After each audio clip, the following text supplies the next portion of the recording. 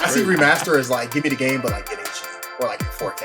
You know right, what I'm saying? right. Don't change anything. Just polish it up and remake it. Make this game from the ground up. Like, give that joint Unreal Engine 4 treatment. Yeah. You know, remake is like making the game again. Yep. All right, so let's see. Do the recording. Started that. What's good, squad? Welcome into another edition of Phuca-Pod, a Phucaname product. Find us all across the web at Phucaname, Phucaname. Check out our other episodes of our podcast. Follow us, rate us 5 stars, please, so we can continue to bring these squad vibes to you. Here with the usual squad specs and a guest squad spec. Introduce yourselves and where people can find you in these interwebs. Yo, what's goody, everybody? It's your boy Wavy God. That's the voice you're hearing right now. You're no sneaker lover, anime watcher, video game player. You know what I'm saying? Like Frosty said, we had a special guest with us today. But of course, y'all can always rate the podcast 5 stars on Apple and Spotify podcasts. Of course, like and comment. We try to be more consistent on the YouTube thing. So like and comment and even share with your homies, our YouTube videos and stuff like that. You know what I'm saying? But I'm gonna let the next squad mate go up.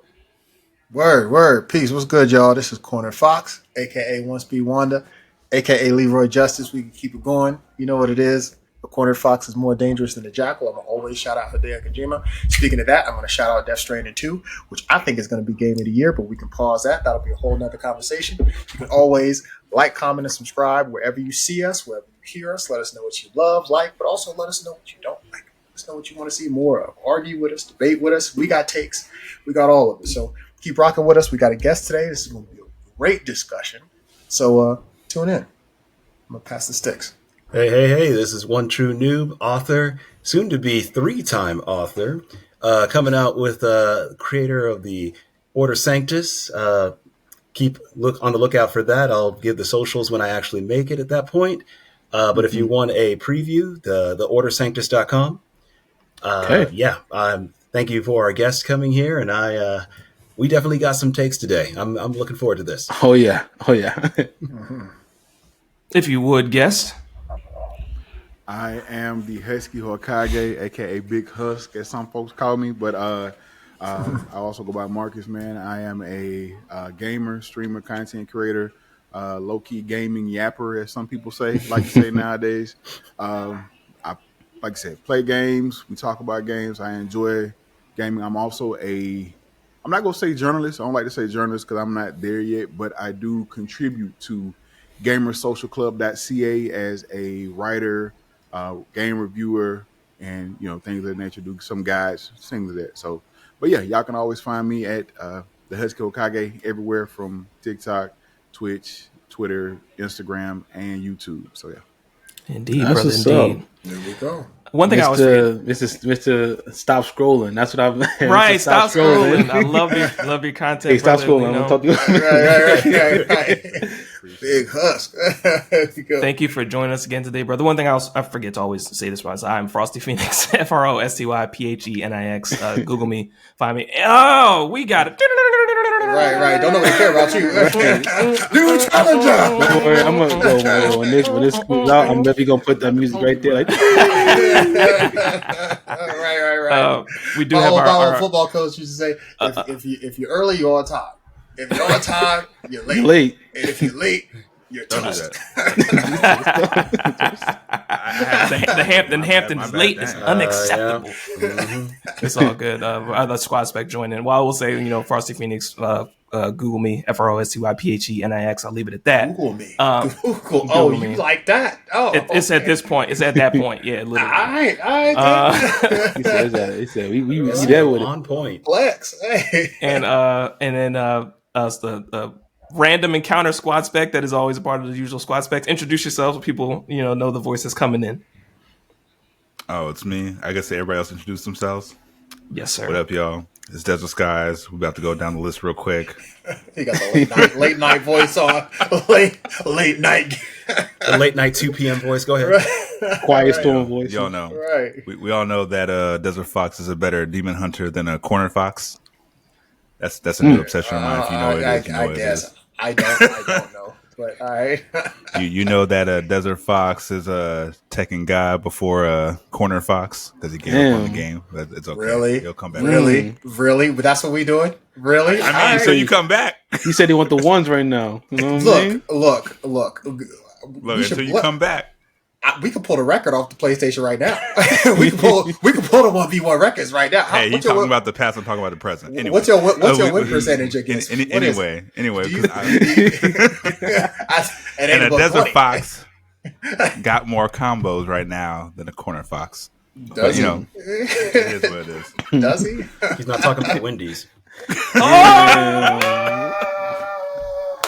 Hey, but it's funny because I'm a. Do I get a chance to respond or shall I let it finish? I'll let let me finish. I'm just we out here. I'm so happy to see all the squad here. We got a guest too. I'm like, man, we actually acting like we want to do this thing. Okay, we're doing it. We try, man. We are doing it. Right. We'll cut that in post. Go ahead. Right. But I'm just happy to see y'all. I'm happy to be here. Same, brother. Same. Oh man, it's good to see you, man. I always love the shit talking. It always comes. It always comes when I take a break from a game. Then Drew sending all the text messages like, "Oh, I'm taking this. I'm taking that." I was like, "Bro, don't you remember I was taking a gig like a long time ago and I put the game down?" I was like, "You know what? I'm beating gods. That's when it first started. But now that we in the game for a while, like I've been beating gods of destruction. I've been competitive. I've been doing this joint for a minute. This Tekken ain't. What Bane said? You merely adopted Tekken. All right, I was born in it, molded by it. Okay, what are we talking about? I didn't start at Tekken 6. All right, I started at Tekken. Period. Okay, this is. Look, man. Man. Man. But it's okay. I love it too. I was in the arcades too. No.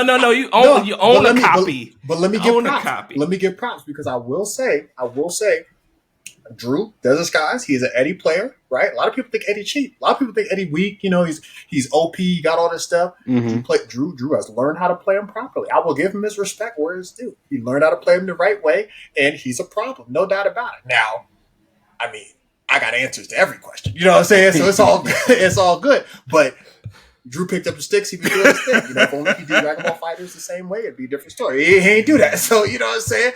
But it's funny, you know, how people always want to talk mess once the sticks is down. But you know what I'm saying? It's all good. I can hop back on anytime. It's whatever.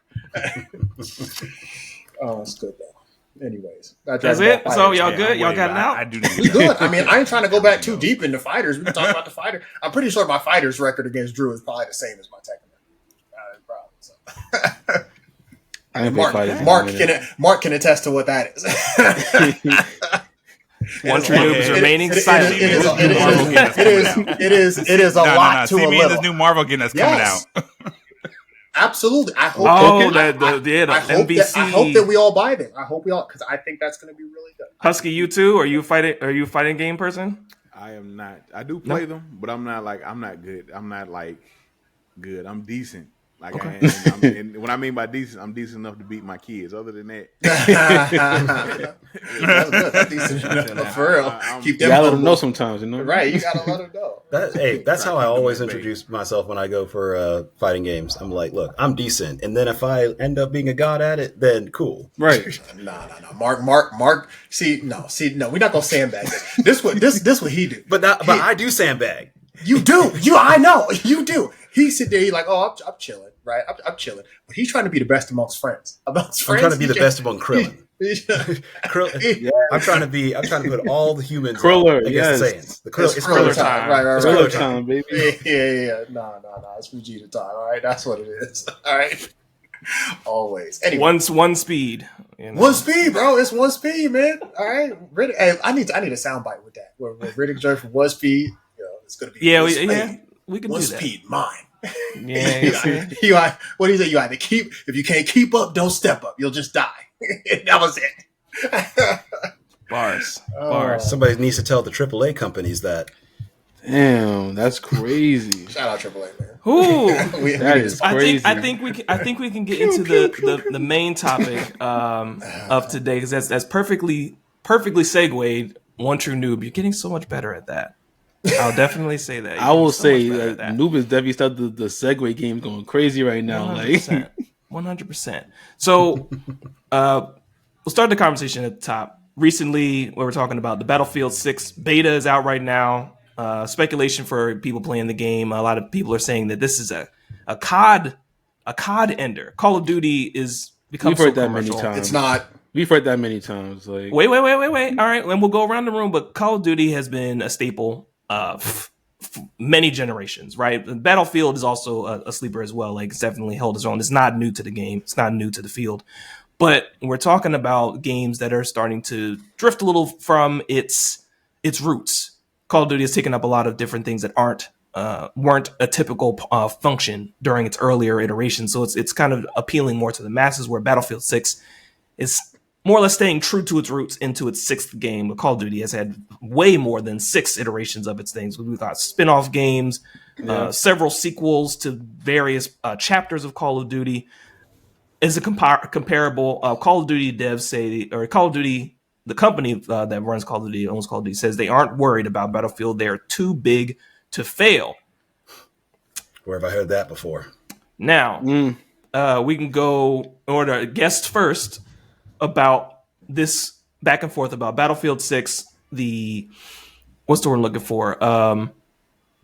New precedent it's setting, possibly, for still bringing its roots back with a new iteration versus a COD that's tried to stretch maybe a little too thin to catch a wide net of a gaming base overall in this current gaming society we're in. Appreciate y'all for giving me the floor first. So I do, well, right now, I still believe COD is too big to fail. And let me say this. I played the Battlefield 6 beta. I played some last week, played some this week. It is fun. There are some things that need to be fixed. Some changes need to be made. But it's just a beta. They have plenty of time to do so. And I saw the numbers that came out across Steam, where Steam had like peak numbers, all-time peak numbers. Mm-hmm. Once again, I was trying to let Steam numbers blow things out of proportion, because one, it's free, two, it's a beta, and you know what I'm saying. The real key and the real question is, will they have these numbers on launch? Will they keep these numbers when Black Ops 7 drop? So that's the thing. And granted, I want Battlefield 6 to be a good game. We need a healthy Battlefield 6 to give Call of Duty some competition. I think I said the same thing in I did a TikTok on this. We need Battlefield 6 to give Call of Duty competition. Call of Duty needs that competition. They need to both be good so they can push each other. Iron sharpens iron. Exactly. And what it is. So, and what happened was previously, last Battlefield was kind of bad, garbage, or whatever you want to call it. People moved on. So you had three types of people. People that was playing Battlefield, and they were only Battlefield players. Battlefield, went away. They stopped playing first-person shooters.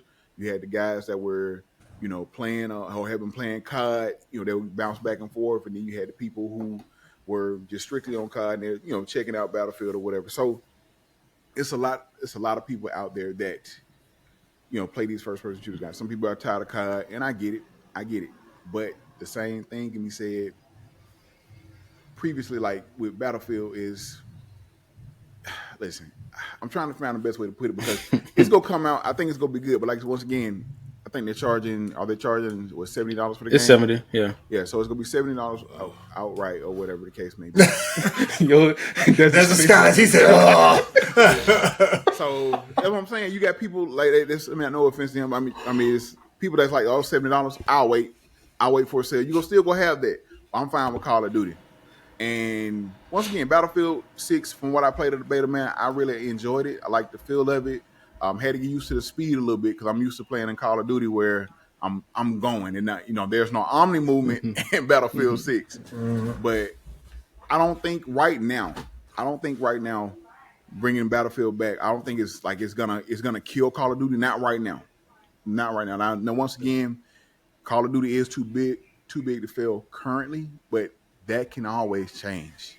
That's what I'm saying. Changes all the time. Like a year, 2 years from now, hey, Battlefield may be cooking, because people complain about the skins in Call of Duty and all these things of that nature. Yeah. Like, and that's another thing with Battlefield, when they do drop, know your role and stay in your lane. Do not try to be Call of Duty. Yep. I've said this the other day. Battlefield does not have to be Call of Duty to be successful. You have a base of players that love you the way you are. Mm-hmm. Give those base players what they want. They've been playing Call of Duty or they haven't been playing at all, but they've missed you. Give them what they want so you can have them and bring them back, and you can build it from that point up. Like I said, just like DC doesn't have to be Marvel to be successful. Yes. Battlefield does not have to be Call of Duty to be successful. Yep. I'm glad. I just want them to know that, because I don't want them getting out here, and once again you see what Call of Duty has done and what they're doing, and it's like, hey, we gotta start doing this. No, you don't. Listen to your people. Listen to the people that have been there with you from Battlefield 1, 2, all those Hardline, 2042 that was still playing 2042, even when it was a broken mess, and they still were enjoying.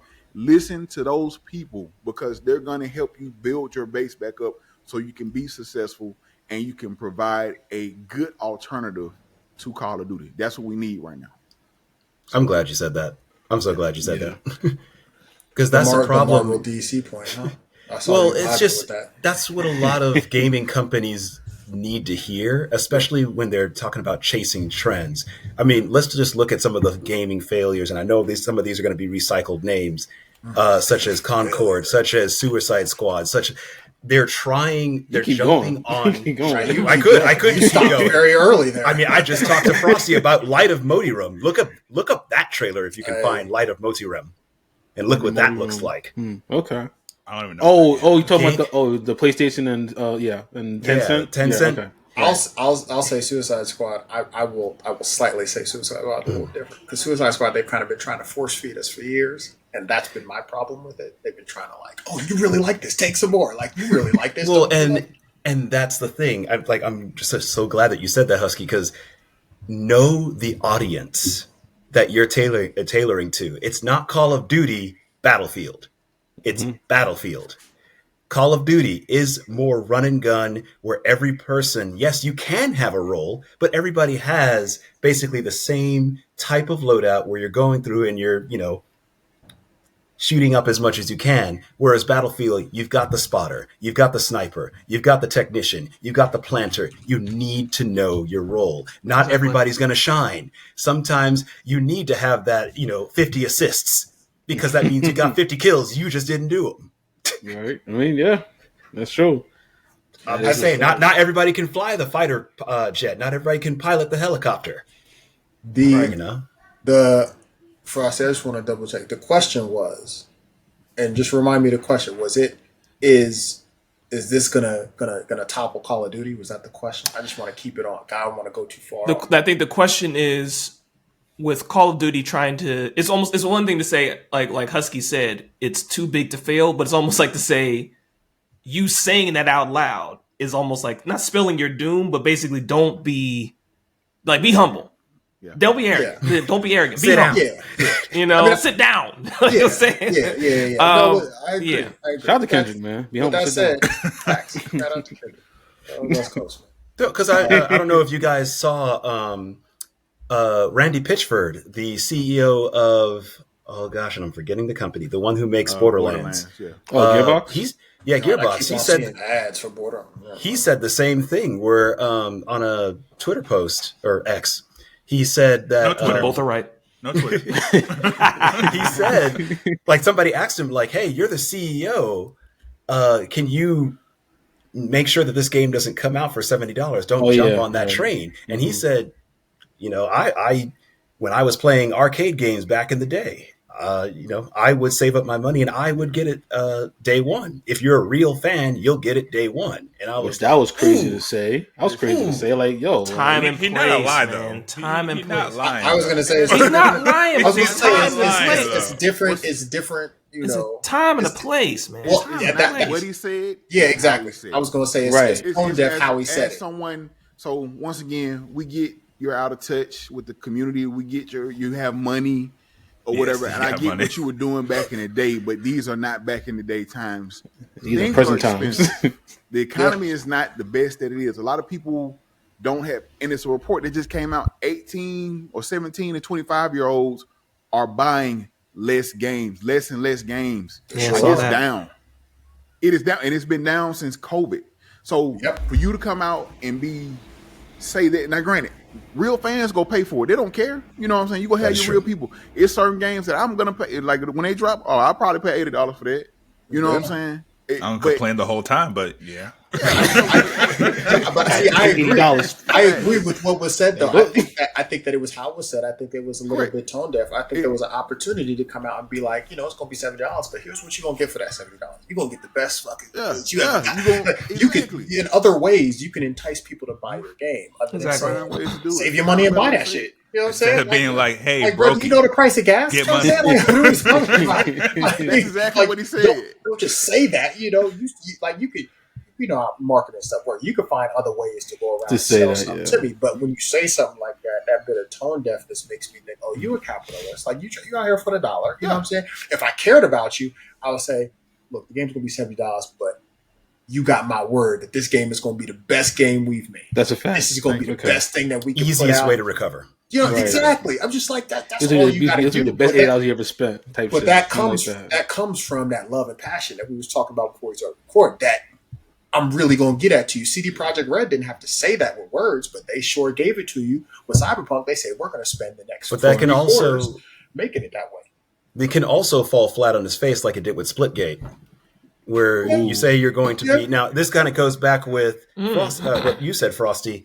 Is this Battlefield 6 going to be a COD killer? What did Splitgate say that they were going to be? They were like, we're going to go back to the old days of Halo. We're going to go back to all those things. And look at what happened to their player base. It's kind of half and half. I think it's because of that, and also because like the whole the way you make FPS is great again, which is like like the whole people talking about kind of political stuff, which I can understand it. But also, I want to quote, and I don't quote like Conor McGregor a lot like that because like off the outside of fighting he got issues. But he had a quote that I always mess with that said, "I'm cocky in prediction, confident in preparation, but humble in victory or defeat." Like you can come out and talk or whatever, right? Mm-hmm. That's cool, right? But if you drop the ball, right? Yeah, you got to be humble in that, and you got to bounce back. Like that. That's just what you got to do. You know what I'm saying? And how you do that is you listen to the people. You get like we're in this era where everybody's listening, everybody's talking. You listen to the people. You give the people what they want. Again, and I don't mean to beat a dead horse with the CD Projekt Red and Cyberpunk 2077. I was about to say you've been beating it forever.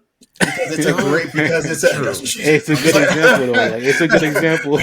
But I think it's a great example of we've never seen a game that came out with the amount of hype and press that it got and covered. I mean, they advertised that game for like a year in advance, right? The game comes out, flops hard because of technical issues to the point where they take it off of being on sale. They take it off the store, the digital store. Yeah. And then they come back and then all they do is double down on it for years to come, right? To not tell you that they're working on it, but to show you that, yes, this, and I think it's just a great example because there's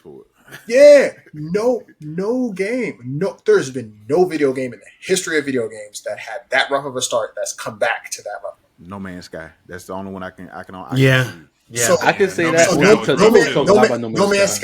Man's Sky. I think why No Man's Sky did is because No Man's Sky, which was even more ambitious, was doing what no other game was doing, and I think No Man's Sky is specifically responsible for Starfield's assness when it came out. I was just about to say I was going to say No Man's Sky did with. You know what? Explain that. I'm trying to follow it out. Explain that. And then Husky after. Husky, I'll let you. Go ahead. Go ahead, Husky. I was going to say so, and I know a lot of people. So I love Starfield. I played Starfield. I love Starfield. So I will say this: it was my first my first full foray into a Bethesda game, and I have played No Man's Sky. I have played No Man's Sky. No Man's Sky is fun, but the stuff I love about Starfield more so is maybe not the story, just kind of the Bethesda of it all. Like I've heard so much about some of the Bethesda jank and just Bethesda overall. Like I enjoyed playing through. Now, granted, I wish they had some of the stuff that No Man's Sky had, but for me overall, like I was looking for a good RPG or a decent RPG, and the fact that I like sci-fi stuff, so I have Yeah, that space helps. exploration and things of that nature. It fell right in line for me. Now, was it like a game of the year type of thing? Well, I think for me that year it may have been my game of the year, but like I didn't think it was perfect or anything like that. But I enjoyed because I spent like I think I had like days in that game. I have the perfect. I really. It's not even a retort. This is. I appreciate this because I know you mentioned this was maybe your first run into Bethesda games like this. I love this take. I love this take for this being your first because I think Starfield as a game, this is like Andromeda for me. Mass Effect Andromeda. Okay.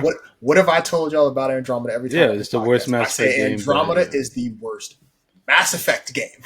But if those other games did not ever come out, Mass Effect Andromeda would be God's gift to like space RPG. That shit would be crazy. But it's because of all the other Mass Effect content that it's like, So I felt that way about Starfield. I'm Morrowind, Oblivion, Skyrim, Fallout. Like that's, you know what I'm saying? So when I play Starfield, I'm expecting that level of depth of control story, etc., and everything. And I didn't get that same thing. So At the same time, the way they were marketing it, like, 1,000 planets. I'm like, there's no way you can have content for 1,000 planets in your game. Like, what makes your game so special? You can do that. Like, you know what I'm saying? Like, well, really, what like I wanted better dogfighting and just the ability to seamlessly fly into space. That's what I wanted, and I didn't get either of those. So that's what a lot of people wanted, and I was like, I wish we had it because that's one of my favorite. Like when I love space dogfighting from once again Squadrons? Star Wars fan. Yeah, Rogue Squadron. Rogue Squadron. Yeah.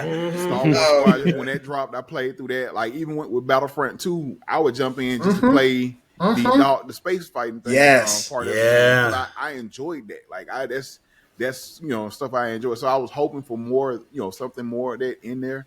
Now, one aspect of it I did, like I know they've added some mods, added some stuff there, doing updates. I haven't jumped back in since the last update or whatever, where you got the car and you got a vehicle and you had like the Shattered Space DLC or whatever the case may be. Yeah. But I've heard a lot of good improvements. I've been meaning when I get some time, I'm gonna jump back in, man. But like I really want it. And also I will say the shipbuilding, it was annoying, but it was fun. It was kind of fun when I was like, oh, it was costly. It was costly. That's the other thing, man. But I can completely agree with you, Corner Fox, on that. Like for me, like what I say, that's why I tell people I don't disagree with people when they say they didn't like it or whatever. I understand because for me this was my first different experience. First time in there, and like I said, I love sci-fi stuff in general anyway. So being in space. Like I was fine, you know what I'm saying? I was enjoying it. And to the original point that I was making, I think that No Man's Sky came through and started with, they were big on trying to have, their algorithmic way of creating new planets and also the ability to seamlessly go into space, like that new kind of piece of it. See, Cyberpunk wasn't necessarily giving us something we've never seen before. Yeah. Cyberpunk was giving us a great game. I think No Man's Sky giving us something that we've never seen before, gave them the opportunity to come back. I think Cyberpunk actually had a more difficult time because they had to come back and still try to impress us with this first person, somewhere between Deus Ex, somewhere between Grand Theft Auto kind of world, right? Whereas, for the most part. Oh, that's a good marriage of the two. So I think I was like, oh, that's tough to still kind of, but they was able to make it happen. I think No Man's Sky, they doubled down on what they was doing. And for me, I was like, well, the fact that they nailed that now raises my expectations for Starfield. Now I'm like, okay, well, you see this over here, and you talk about all this. If they can do that, what can you do? You built this in a cave with a box of scraps. You built this with a box of scraps. Right? You know what I'm saying? Like, what are you talking about? That was real. That was a real scene. That's how real CEOs be. Like, but they built that shit over there. Why you can't build that? Yeah, why can't you do that? That's crazy. But two engineers and an intern. He's different. What's wrong with you? He's different. Okay? That's Tony Stark. With 30 people. But also, that's also because people thought Tony Stark was just like rich. Like, nah, bro, he was a genius. Like, he was a genius. Yeah, he was a genius. What I will say, I'm just underpaid, and he cared about what he made. Right. He was also and going how to it die went if boom. he didn't make it. Exactly. Right. It was to save his life too. But he was capable. Yeah, he was capable. Yeah, Tony Stark could do that with a box of scraps. I can't do that. It's like give the master a stone or a stick versus the student with the sword. You know what I'm saying? The bastard's go with that. Because you have to understand, they don't need all that. He's like, Tony Stark in a cave with scraps can do more than I could ever do with a lab. You know what I'm saying? Yeah, basically. I'm gonna probably get a little flack for this, but Tony Stark did have help. I just want to point that out. For sure. Scraps. Yeah, he did. Oh yeah, he had bull. He had bull. No, you're absolutely. Shout out to. I don't remember the Give me name. him too. If you gave me him, I still wouldn't be able to. But facts. But facts. Yo, R.I.P. to the minorities who helped the white people be great and never get mentioned. Damn, that's tough. Gave his life too. Gave his life, bro. Husky. Thank you for that, bro. That's a fact. Facts. Because you know what's funny? That's another argument against people trying to be haters on Riri Williams and Ironheart. Now before we go into this, I have not seen all of Ironheart. I mean, she's black, and why not? She was going to get hated by all the racist people. She was, but the surface argument has always just been like, Tony did all this XYZ. We're not going to go into that. That's a whole nother episode about just fiction and Marvel and all that kind. We mentioned it earlier. White man did better than the black woman. How dare you praise her also? But Tony did XYZ in the cave, and he was a genius. And people were opposing like what Riri was building, why she was doing it, all that kind of stuff. And Husky reminded us like Riri had the resources, she got all that stuff, but she's also a genius too. But she had the lab during Wakanda Forever. You know what I'm saying? She had the Wakandan lab, and then even in the series, I'm not spoiling anything, cornered like basically at MIT. You know what I'm saying? Like whatever. And then Tony, people argue, oh well, this is what he did, and then Husky's like, well, he didn't do it alone, and technically he had his own stuff. He was using his own stuff, and he was given stuff. He was given stuff by this terrorist organization because they wanted him to remake something for them to use. Yeah. So he was given resources to do something with his genius. So it's like it's a very solid point. Nobody. Also, all I hear is I'm better than the two black people in my small white town. So thus, it's like no, calm down. People that say that you're projecting a lot over here, Mr. Man. People that say that about Riri, to me, I feel like they never read like her source material. They said about Shuri. And Shuri, because Shuri is like super smart, and Riri, if you read her source material, like that she's like she had like the AI help from like I don't know if from Tony and stuff like that, but at the same time, it's like she was in Civil War 2, which wasn't the best read, whatever. It was, but I mean, she was in there, and like she was helping like with a lot of stuff, and like she was like super smart. And they said that she was super smart, so like people know. But that's the thing. Isn't it canon that they're both smarter than Tony Stark? People, who? Riri. I know Shuri is. In like Marvel comics, Shuri is Shuri smarter? Okay. Shuri and Riri, I believe, was stated to be. Oh, this was early on. Like that was early on when Riri was first. I know Riri was definitely Riri was supposed to be stated as that. Shuri was stated as that too, but everybody said, and this is part of the flag. Everybody was saying, "Oh, that's because she grew up in Wakanda, and so she had, blah, blah." But it's just like it don't matter, right? Like it don't matter. Like she was like she's smart and is there with Wakanda. Like if Tony was born in Wakanda, obviously not. You know what I'm saying? Then he would have had that too. Like he would have had that as well, but. That's the thing. Not like he had a millionaire father or stuff to like help. But see, a millionaire father. Let's be real though. A millionaire father. That's different than Wakanda. That's still different. Right, and you know what? And I'm gonna throw this in here. I'm gonna throw this in here, and I know we'll get ready to move off of that conversation. No. Trust me for this, because this might feed more of your conversation that you're trying to say. So a quick Google search. Shout out to both answers. So I'll read them off both quickly. For the Riri Williams being smarter than Tony Stark answer, I'll just use the AI summary for the conversation for the sake of time. In the Marvel Universe, Riri Williams is portrayed as being at least as intelligent, if not slightly more so, than Tony Stark, particularly in terms of raw intellectual potential, right? Mm-hmm.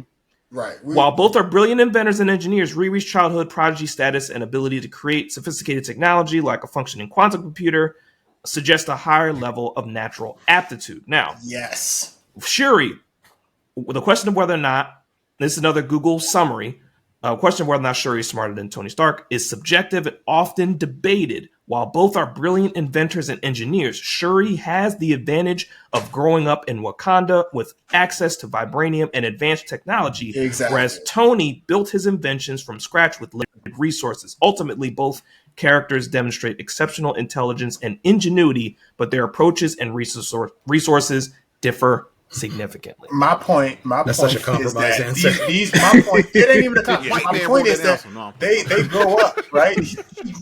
And not only vibranium being key, but remember, motherfuckers didn't know how Cap's shield worked. People didn't know how vibranium worked for real. Mm-hmm. They grew up with a different periodic table. Like their understanding of things is a little bit different because they had different things. Well, yes, but within that one element, you can do a whole host of other things. Like that one element now gives you the ability to utilize energy differently, create and destroy it differently. So like you could take that one element and have so many different outcomes with it. So now we're at a point where we're talking capability and access to different things. So yes, like Tony didn't have the, some might say privilege of working with vibranium. That's a natural resource. Yes, he had money, but it's a difference, right? Like there is a very distinct. He's working in iron and steel, right? They're working in vibranium. That is very different in terms of energy output and consumption. So, my whole point behind this is why can't they just all be smart? I don't know that it has to be the smartest person. Like it doesn't need to be this. Well, that's one reason I was staying out of the conversation because I only know like the top three. Reed Richards and Peter like all Parker. those. Yeah. Is it the Peter character? No, I don't know if Peter I feel like strong. He's been top 5 like strongest I think in the Marvel comics. Not bad. Peter's smart, but I'm bugging. I'm sorry about that. Not making no quantum. I wouldn't put him top 5 strongest either. Yeah, me neither. Wait, what? About that? Top 10. Top 5 strongest. I wouldn't. I wouldn't put Peter Parker. Like what? I mean, Hulk, physical strength. Are we Namor, talking? Wait. I was gonna say first you got to define strong, but this might be That's another episode. Yeah, that might be another episode. But I can name 5 people that are stronger than Peter Parker right now. I mean, it's unquestionable. Off the dome, like Hulk, Franklin Richards. No. Well, that's more of a powers issue. We're talking about natural physical strength. Who can bench press more? Who can throw a car further? Right? But I mean, you don't need to bench press nothing. Silver Surfer. He does not. I mean, shout out to Fantastic Four, Marvel, and what I'm saying, like there are stronger ones, and that's classic Fukuname segue to a different segue. Right. I miss these, but Spider-Man is underrated. Spider-Man is so very underrated. He is, but he's not in the Pantheon. He's just underrated, right? But he's not in the Pantheon. I mean, I would. But if he arm wrestled Thor would snap his shit off. As he should. I can imagine it too. All you hear is a. I mean, maybe he puts Mr. up Stark, my arm doesn't feel so good. but I'm being dead ass. You know what I'm saying? Like that should happen. That should happen. Like I can name 5 Asgardians who's stronger than Peter Parker. So sure, okay. But that's why I was like, what kind? Yeah. I mean, amongst the people who are from and on Earth, okay, maybe now we have a conversation. Yeah. We have to switch the subject. We about to keep going. No, I know you're not. So I was actually going to go back to the Battlefield 6 versus Call of Duty conversation. Oh, yeah. Drew, you can give your points. I can give mine, and we can go into the anticipated games. He about to bring up Apex. He's going to be like, because Desert, you're in and I always preface this, not to always put you on the spot. You're in the gaming industry. You are in it, and I see you sharing different jobs and everything that come up. So you have your ear to the ground from an insider perspective, and then even from that perspective on people that are generating these games and this Battlefield 6 versus Call of Duty conversation. Like, what's your take on this? See, that's very nice and generous of you. I have my ear to the ground on my game. Yeah. But I'm still employed. But like for everybody else, like I just think companies need to stop listening to the internet and trying to be the game killer of whatever genre you're in, because that's what really kills people. Because it's like, oh, Marvel Rivals is gonna be the killer of Overwatch. It wasn't. It was like, oh, this game's gonna be the killer of this game. It's not. People have their different lanes and what they enjoy. Now, was I on Overwatch heavy for years until Marvel Rivals came out? Yeah. Do I touch Overwatch as much as I do Rivals? Not at all. But I mean, like, everybody has their lane. Like Husky was saying, or HH, I'll figure out a nickname, which one I prefer. Double H. Double H. But it's like, if you're in your game, even if the so-called killer comes out, you're going to try it for a week or a month like everybody did Rivals, and then you can go back to what you love. And that's what people did with Overwatch. You're like, oh, this is kind of cool, but now I'm going back to Tracer. And now I was over here like, oh, this is kind of cool, F Tracer. Like, I was like, oh, this is a super fun game, but I still enjoy my time either way, whatever game I'm playing. So like companies need to stay away from the trolls and be like, hey, this is going to be a great addition to whatever genre you are about to enter or re-entering, So that's my opinion on the whole thing. That sparked a thought in me. I don't know that I gave I talked about a bunch of other stuff. I don't think I really gave my take, but ultimately I'll keep it quick. I don't think that it's going to kill Call of Duty. It won't. It shouldn't. I fully agree with what everybody said. It's got to. You stay in your own lane. You do your thing, and you do your thing well, and you have your fans. Like that's what you spend too much time trying to get fans from other places and trying to take their stuff over. You know what I'm saying? That's not the way to go. I'll think about it like, I like to joke about the Apple and iPhone and Android kind of debate. You know what I'm saying? Shout out to Griffey. iPhone, that's crazy. Shout out to Griffey. What's the iPhone do? Nothing. The whole thing is that people with Android will normally be like, Apple's weak, iPhone's weak. Samsung was dropping commercials, name dropping, Apple or whatever. It's like Apple ain't need to say nothing. Like you don't need to say nothing, right? I hope there was nothing personal on that screen. Right. Clip that. But it's that's your debit card. You do your thing. You do your thing. Like Android dropped 12K this and that. Cool. Like we know Apple's gonna come out with it later, and their fans are gonna be just fine. Like they'll be just because they worry about their lane. It is their lane, and you worry about your lane. You do your thing. So it's not about killing Call of Duty. But B, Call of Duty is too big to fail. That's a big brand. Call of Duty could release 3 back-to-back garbage games. And it's still and it still be fine. Shout out to like I said, shout out to not the best example, whatever. But shout out to Cardi on a new song, Imaginary Players. She just put my flop and your flop. Where are you going with this? I'm letting them cook. I'm letting them cook. This ain't cooking yet. There was a couple speculations. She was talking about other female rappers in the song, whatever. And she said he was saying she flops, whatever. He was saying she flopped in certain singles, whatever. And she's like, look, my flop and your flop is not the same. If I flop, if y'all flopped my numbers, y'all pop champagne. But if I did your numbers, I'd probably jump out of a plane. That was bars. I heard that. Of stuff. I was like, wow. It's supporting Corner's point of Corner they could give at least 3 duds every year or each year, and their numbers is still higher than the good games numbers that we all in the door, but it's not on their level. You know what I'm saying? Because Call of Duty has such a casual level and some other hardcore player levels. You know what I'm saying? Yeah. So he cooked, put it on the plate, and served it up. He did. I sent that back to the kitchen. Hey, look, you mentioned Cardi B. I just was like, where are you going with this? Man, he reached his head all in the kitchen like, are you sure you want to cook it that way? That is why I said this is not the best example, but she did say that in the song. No, that's a good example. That was a good one. You brought it back. I will say, though, the only danger with that, though, Wavy, the only danger is that you can learn the wrong lesson. Because your sales can be so high. Sure. As y'all have heard from me from the last podcasts I've been on, I'm a Monster Hunter fan. Monster Hunter sold 10 million copies. Tell me more. Let me take you to the Church of Sujimoto. No, but yeah, Monster Hunter sold 10 million copies within the first quarter from February 29th to about April. You want to know how many copies they've sold in the second quarter? 1,000.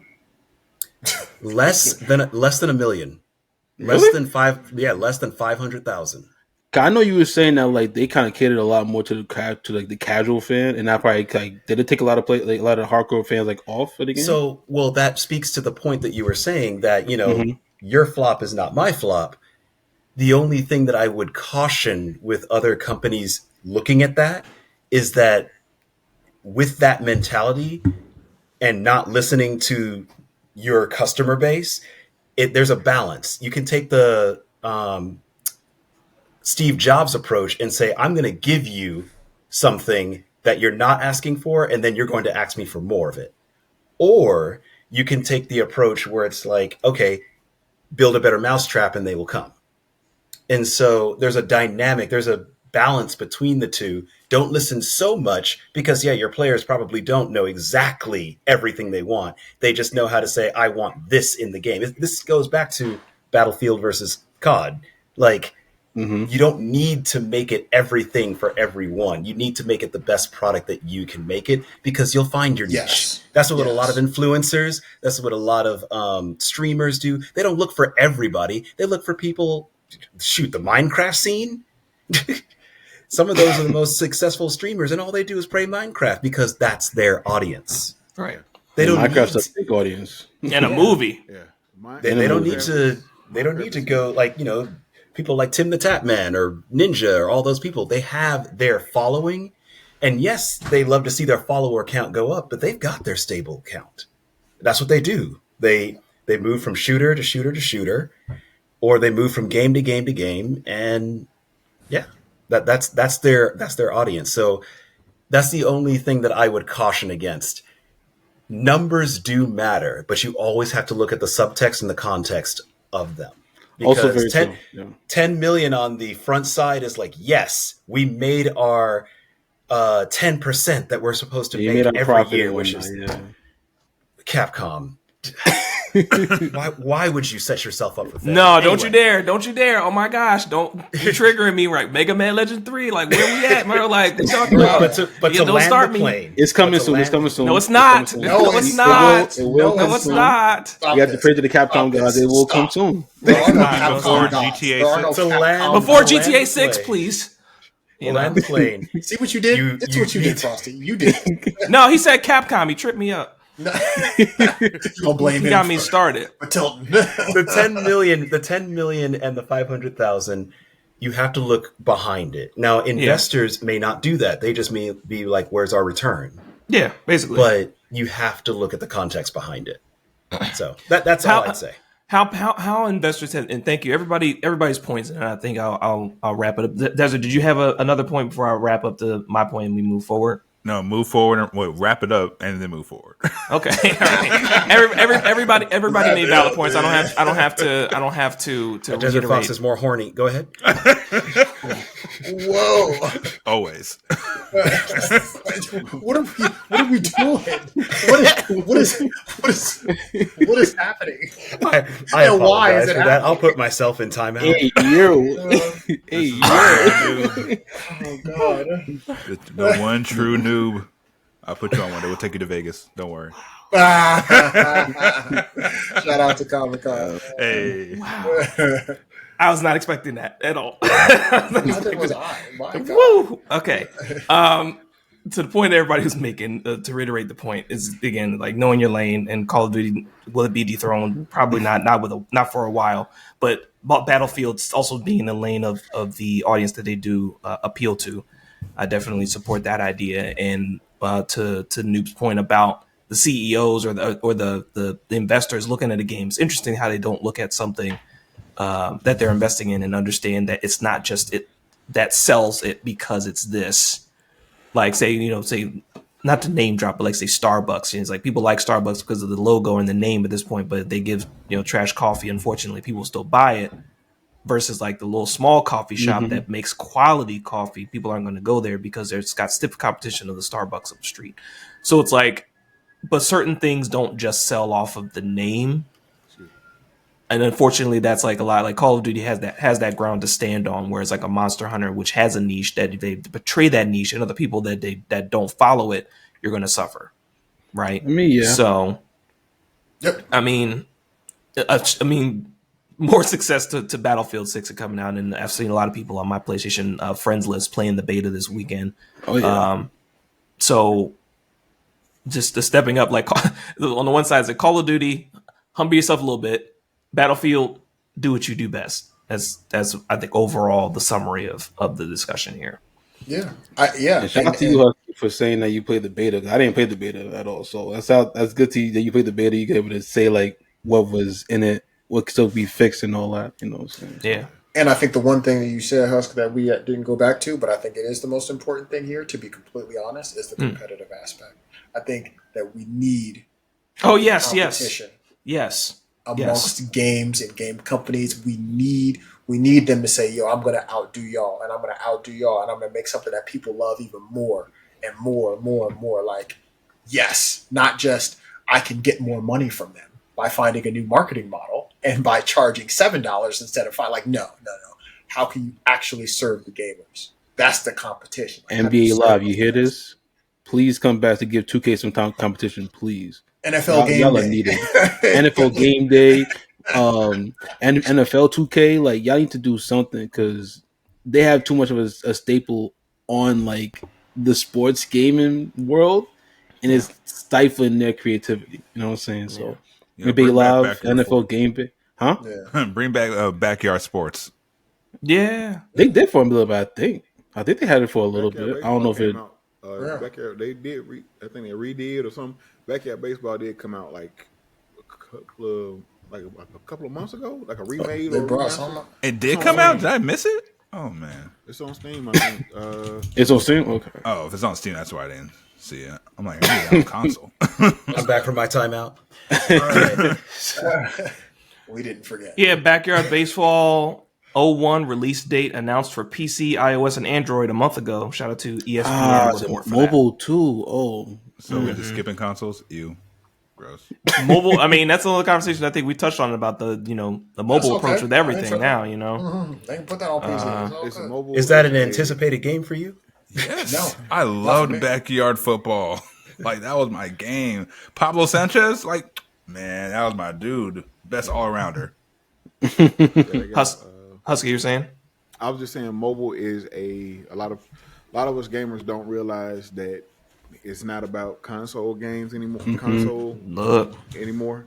And as much as I'm a console gamer. I have a PC, but I'm a console gamer through and through. But it is not just about console market anymore. Mobile is taking over a big chunk of the big market of that, and we don't realize that. Now, granted, and people be like, because I know I have all the consoles. I'm blessed enough to be able to have all of them, but I ain't got to switch to yet. But I know a lot of people, just especially when the console war talk gets up, people like to bring up PlayStation sold this many units and all that. Those PlayStation units are being sold to those same people.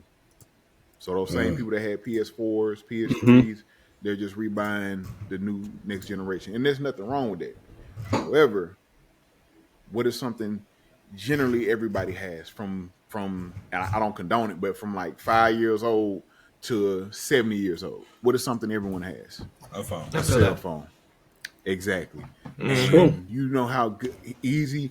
That's one of the reasons why, people hate some of their practices, and I don't agree with all of them, but Microsoft buying like King to get that Candy Crush money.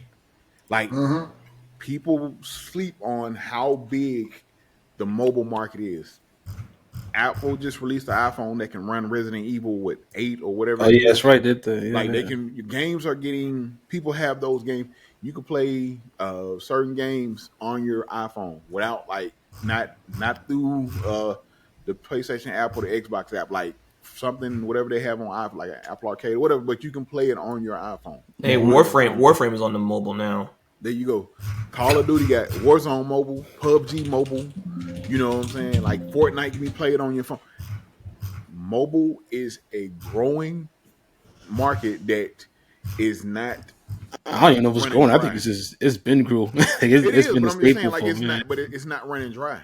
Like it's not running dry like the console market is, and especially the prices of where like how high consoles is. You know how many people had PS4s still until this still they didn't do something else, man. We gotta get them out of here. These PS4 players, you gotta get them out of here, man. You gotta get them out of here. I don't blame them. I don't blame them. Like, especially if you want. So I say this, especially if you are only playing certain type of games. Like if you're not with I'm not looking for the latest and greatest. I'm not playing those first party titles like I'm not playing the Spider-Man, the God of War, whatever that's going to strictly to PS5. If all I'm playing is Fortnite or certain other multiplayer games, some things of that nature that don't require me to have that, what do I need to upgrade for? That's what I'm saying. You and people be like, well, we need to get them out of here. Y'all broke, because I hate that. I hate that argument. They broke because they ain't got a new one. No, maybe they just don't play the stuff that you playing, man. You know what I'm saying? Oh no, they're not broke. It's definitely not. I don't want to put my money into that. Yeah. That's what I'm saying. Like you don't necessarily have to have that to have fun. Especially like I said, I was talking to one of my followers the other day. I was watching her stream. She was streaming Outlast Trials, and she was like, I was asking her. She was like, hey, I'm playing on my little old PS4, and she was streaming Outlast Trials from her PS4, having fun. She was like, I'm gonna upgrade when I'm gonna upgrade soon or whatever. But I really said need to. And listen, if the system can still run the games you want it to run. I don't see. I mean, hey, if you like the jet being in your living room, that's fine. Do what you want to do. Like, hey, like land in a joint like this. The whole time you turn it on, like this might be a hot take, but I've always said if you're willing to wait on some things, because I know first party exclusives don't necessarily always arrive at the first time. All you need to play everything today is a Nintendo system and a PC.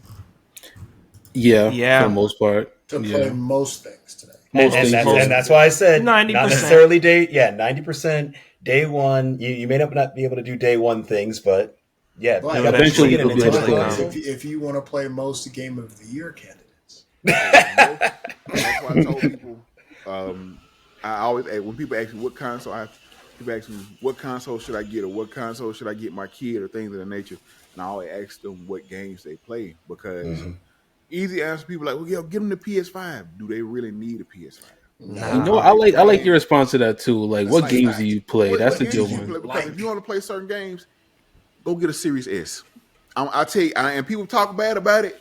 People like, granted, if you're a serious gamer or you're someone, do not get a Series S.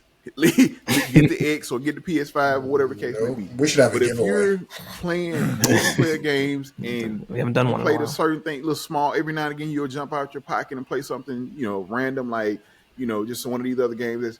Go get the Series S. You get the next gen, somewhat of the next gen experience. It can run pretty much everything.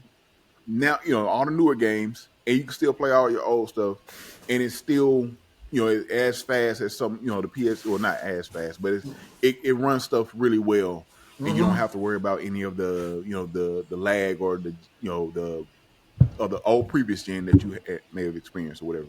I always recommend the Series S to folks, because that's why I ask them. Tell me what you play first. All right, if you play this, and this, and that's all they play, listen, save some money. If you can find a PS5 for cheap, because that's what they were asking for, a lot of times PS5 is the popular kid. That's always, PlayStation is the popular kid. Yeah. But if you can find one for a decent price, get it. However, you want to save some money, you still want to go get a Series S. They'll be able to play Fortnite with their friends. They'll be able to play Apex. They'll be able to play all these multiplayer. They'll be able to play Call of Duty and be just fine. Like, it's right there. It's cheaper, and it's a good option. The only thing I don't like about the Series X is it's not the Series X itself. It's Microsoft and their parity clause. They had a parity clause where it has to be able to run on the Series S, and like if it can run on the X, but it can't run on the S, they can't release it. That's like with Baldur's Gate 3. It's like how Wukong having Wukong too, I think, because that's how it was delayed on the Xbox. Yeah, that's how I was going. Yeah, because of that parity clause, if it can't run on the Series S, Microsoft won't like pass it to where it can be released on their things or whatever the case may be. Which is, to me, I think it's dumb. But they was like, you leaving out certain players. Well, that's when I'd be like, get your money up and get the X. I've been talking about them shooting themselves in the foot, and this is exactly why. Now, when you got all these people with computers, you got your kid this laptop, okay, boom, like they can go and get PC Game Pass. They can play play some little joints on there too. They'll be. But that was the old Microsoft. That's the new Microsoft, right there. They don't care about they may release another console, but they don't care about that. They want you to get. They just want you in their ecosystem. They want you to get Game Pass. They just want I don't care what you get it on. Exactly. I just want you to get some of me. Just get whether you get it on your PC, your Xbox, your TV. I just want you to get some of me. Everything's an Xbox, right? That's what they say. Everything's an Xbox. There you go. Go ahead, Wavy. Multi-platform is just trying to do. I think even PlayStation's trying to do that multi-platform thing. You know what I'm saying? That's a whole other conversation, man. I can't go this out because people don't listen to me. I've been saying this for the past. When Microsoft started doing it, I said PlayStation ain't too far behind, and a lot of people don't believe me because well, PlayStation, they got this many consoles. Their attachment rate with their first party games is boo boo. Like people, the only company that has good attachment rate is Nintendo. Because you can't play it anywhere else. Exactly. And that's why they also make quality games. It's rare you get a Nintendo game.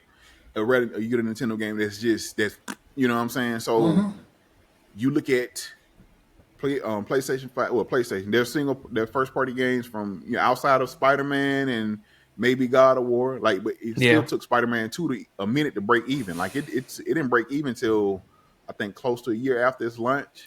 Like people are not buying those first party games.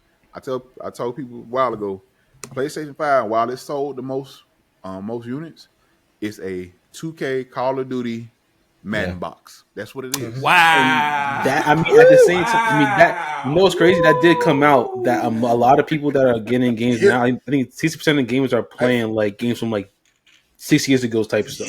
So this goes into the life cycle conversation of the console, and it also goes into the quality of the games, because we do see people buying those games when they get to Steam also.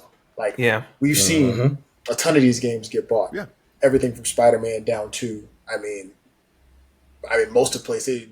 Looking for the Horizon all the way down. Right. I mean, when those joints go to Steam, people are eating them up because they didn't get a chance to buy them. Why do you think? I just want to say I agree in that standpoint. What I'll say, what makes PlayStation okay, in my opinion, is at the very least, the quality of the games are there. And I won't say across the board. Visual. I won't say across the board, because I do think that if we talk about the entire library of games that comes out, I don't know that I'm saying that PlayStation necessarily has the best per se, but I know that at the top, the cream of PlayStation's crop are Game of the Year candidates. That's what we're getting. Yes. The Xbox is not the case. Nintendo, the case is you got great at the top and you have a lot of quality in between. And you can only get it there. Yeah. PlayStation, you're going to get a lot of fire at the top. And in the middle, Lords of the Fallen, you get stuff like that. That's what you get stuff like that in the middle tier. You know what I'm saying? And that's kind of where it's okay, well, I'll wait for that. I'll wait for that to come to Steam. You know what I'm saying? Yeah. But Spider-Man 2, I will say, I agree with you from a sales standpoint, though I do think it probably would have gotten more had it won Game of the Year, but it was a bad situation because it was up against a ton of other things. It was against a stiff competition. There's no way it was going, but it was a great game. I was sad. I was like, good. I want you to win. It was good, yeah. Other stuff that was fire. So, but I just think that at the very least, can you make quality? Can you make fire? That's it. I've said this. That's one of my biggest critiques about Xbox is the quality of their games. They've been inconsistent. With their first party games, their first party games have been inconsistent when it comes to quality. Yeah. And they shot themselves in the foot with that. Even outside of the one you get this year, I count them as Xbox games Doom. Doom was really good. South of Midnight. Wow. South of Midnight was good. But South of Midnight was good. It wasn't the Game of the Year contender, but it was good. Correct. It wasn't. Same thing with Avowed. Avowed wasn't the best, but it was really good. And a lot of people, I saw a lot of Avowed get a lot of hate because of, it's not this, it's not that. Yeah. That's fine. It wasn't to be its own thing. It's not Skyrim. It's not meant to be that. It's his own. But see, game. Companies. I'm sorry. Oh, go ahead. Noob. I was going to say companies hear that. Yeah. That's the stuff that makes it to the investor calls. Yep. Why aren't you making this? And that's why Suicide Squad was made to be a shooter, like a live action shooter, because they're like, oh, look at what this game over here is doing. People are playing this. Why can't your games be more like this? And that's the feedback they're getting. Mm-hmm. And that's when they're like, oh, go ahead. So go ahead, Corner. No, you're 100% right. We're saying very similar things here. I think all of us. And I think where it goes to is a lot of gamers, and especially gamers who are millennials, it's just their point of reference might be some of these other games. Like for me, I played Avowed. I didn't play it all the way through, but I played some of it. Same. Big Bethesda fan. Big Bethesda fan. And all I was thinking to myself the whole time, I was like, Oblivion needs this system. That's what I was thinking. I played Expedition. He said, Corner, here, give me that. Yeah.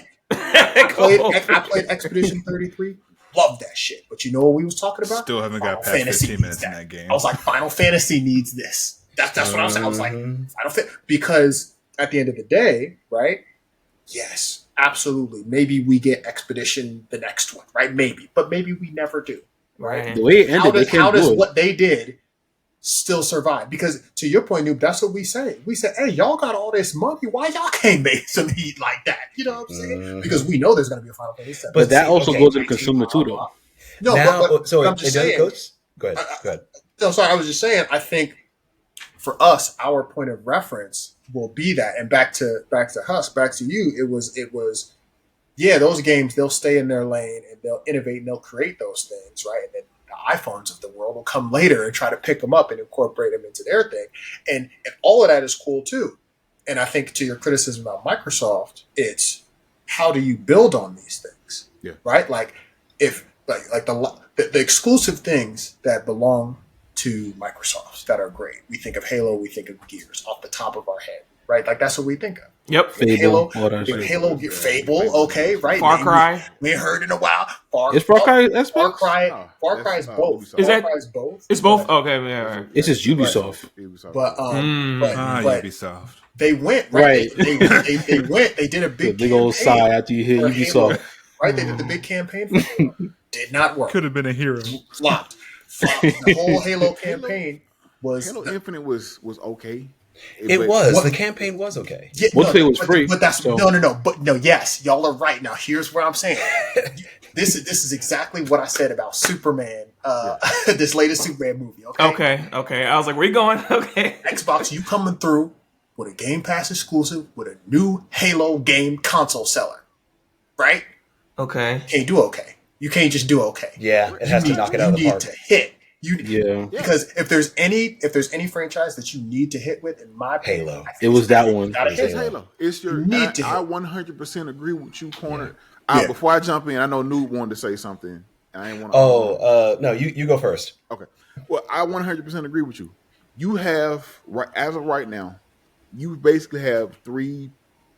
You could say pillars or whatever left of your company for real. Well, four. That would be Halo. Okay. Gears, Fable would be another one, Okay, yeah.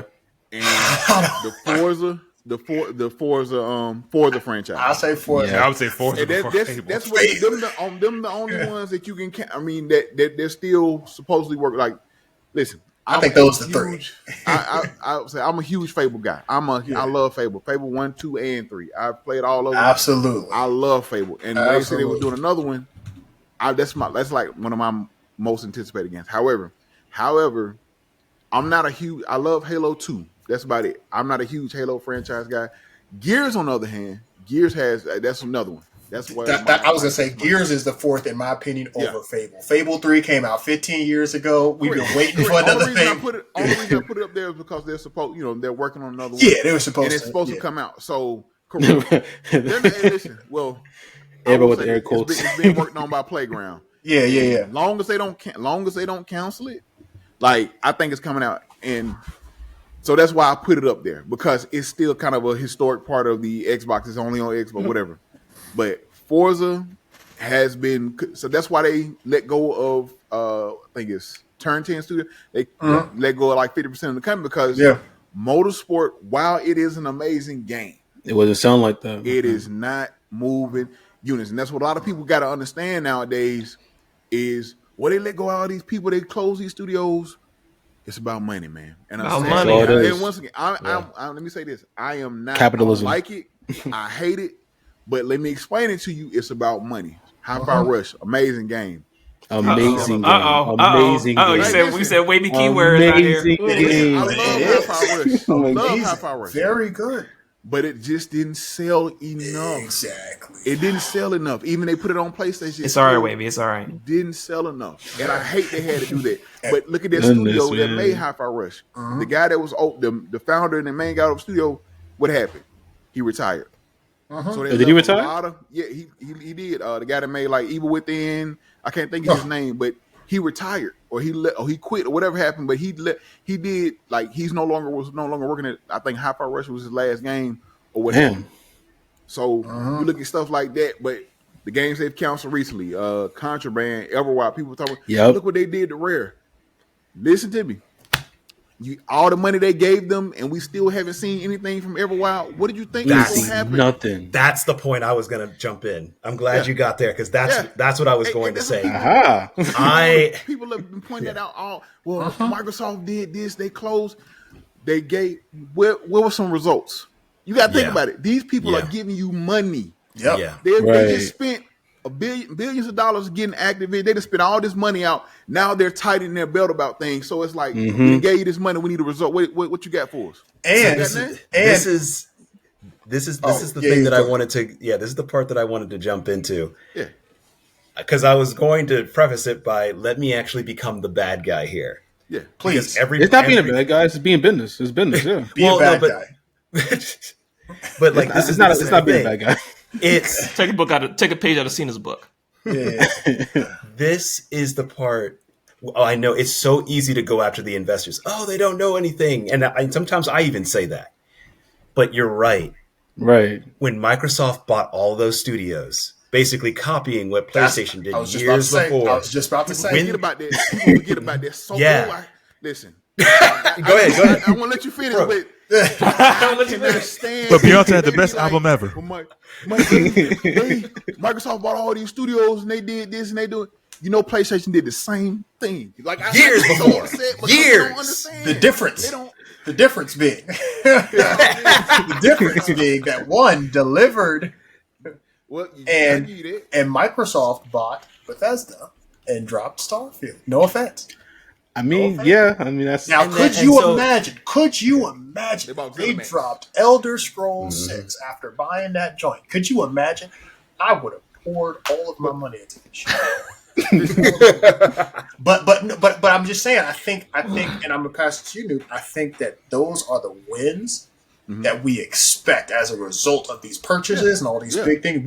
If I'm trying to sell you an Xbox Series X. I'm saying here is the newest, biggest, shiniest Gears of War, Halo, Bethesda product, that, and that. Like, buy the console because of that, right? See, PlayStation, when the PS5 came out, you had Miles Morales. And see, but we knew what was coming. It should have been an expansion. It should have been an expansion. Should have been an expansion, right? They didn't have. We're not going to go into that. They didn't have a long title like Resistance or something like that was selling. Oh, Resistance! Right. But that was. But see, my point is, I don't want to go off on too much of a tangent. Was that just came and you played? You're like, damn, this is fire! Like, this is dope to have on my console. But you sit there on PS5, you buy it because you know what's coming. Yeah, you know that you are getting Game of the Year that's coming. So you buy it almost in preparation for it because this is only a 7-year cycle we're talking about. Shoot, that's the same with Nintendo games because it's like I will buy them because, as you said, Husky before, as you said, Cornered Fox, Nintendo may not necessarily make like Game of the Years, but you will be playing. What other console has people begging them to play 20 to 25-year-old games? Yeah, I mean, that's true. And that's the thing. So to go back to my bad guy tangent. Yes, bad guy. Microsoft. Yes. Microsoft bought all of these studios, and I remember sitting there on the Xbox World Premiere. I remember sitting there literally like this, going like, all right, Microsoft, so you just made a showcase, and you're saying you're buying all these studios. You're not really showing us any other games that they're coming from that. Yeah. What this is telling me is that in 5 to 6 to 7 to 8 years, then I can expect something. Yeah. And then you know what you got. Exactly. And so that's the part when people are like, oh, the investors are evil and all this. I'm like, just like you said, Husky, they're pouring money into this. They should have poured money in Expedition 33. But they didn't know them. They did. Well, they did have it on Game Pass. It was on Game Pass. But could you imagine if it was exclusive? Could you imagine if the only place that you could play Expedition 33 was on an Xbox or Game Pass? But you know what? Let me say this.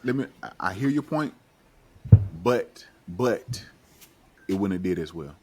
The only reason I say that is because if the game would have dropped on Game Pass, you would have had the Game Pass haters, oh, it's just Game Pass slop. I would have been hyping this game up because I'd have been playing it either way, and I'd have been hyping it. You would have had people. Some people would have been like, oh, okay, man, maybe when it comes to it, we'll try it. But like people would have. I guarantee you, I know for a fact, people would have been calling it Game Pass slop. Oh, it's just Game Pass slop. They don't know a good game. Like, listen, listen, I believe in the Xbox tax. I don't, like, once again, I don't. Well, you said the Xbox disagree. tax? It's an Xbox. Like, just whenever Microsoft, they also shoot themselves in the foot a lot. That's part of it. But yes, it is.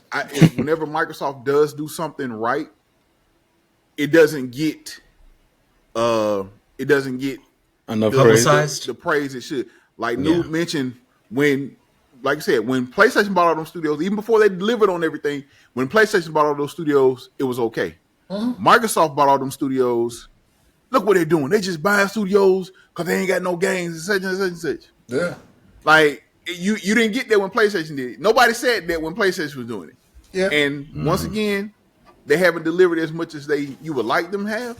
But I would say this year we've gotten some consistent games from them, consistent decent games. I think there is a trust here with PlayStation that has existed. I think at any point I give that. I think at any point in time. Well, and it's steady too. Yeah, I mean they could drop a new Ratchet and Clank at any point in time in the last 20 years.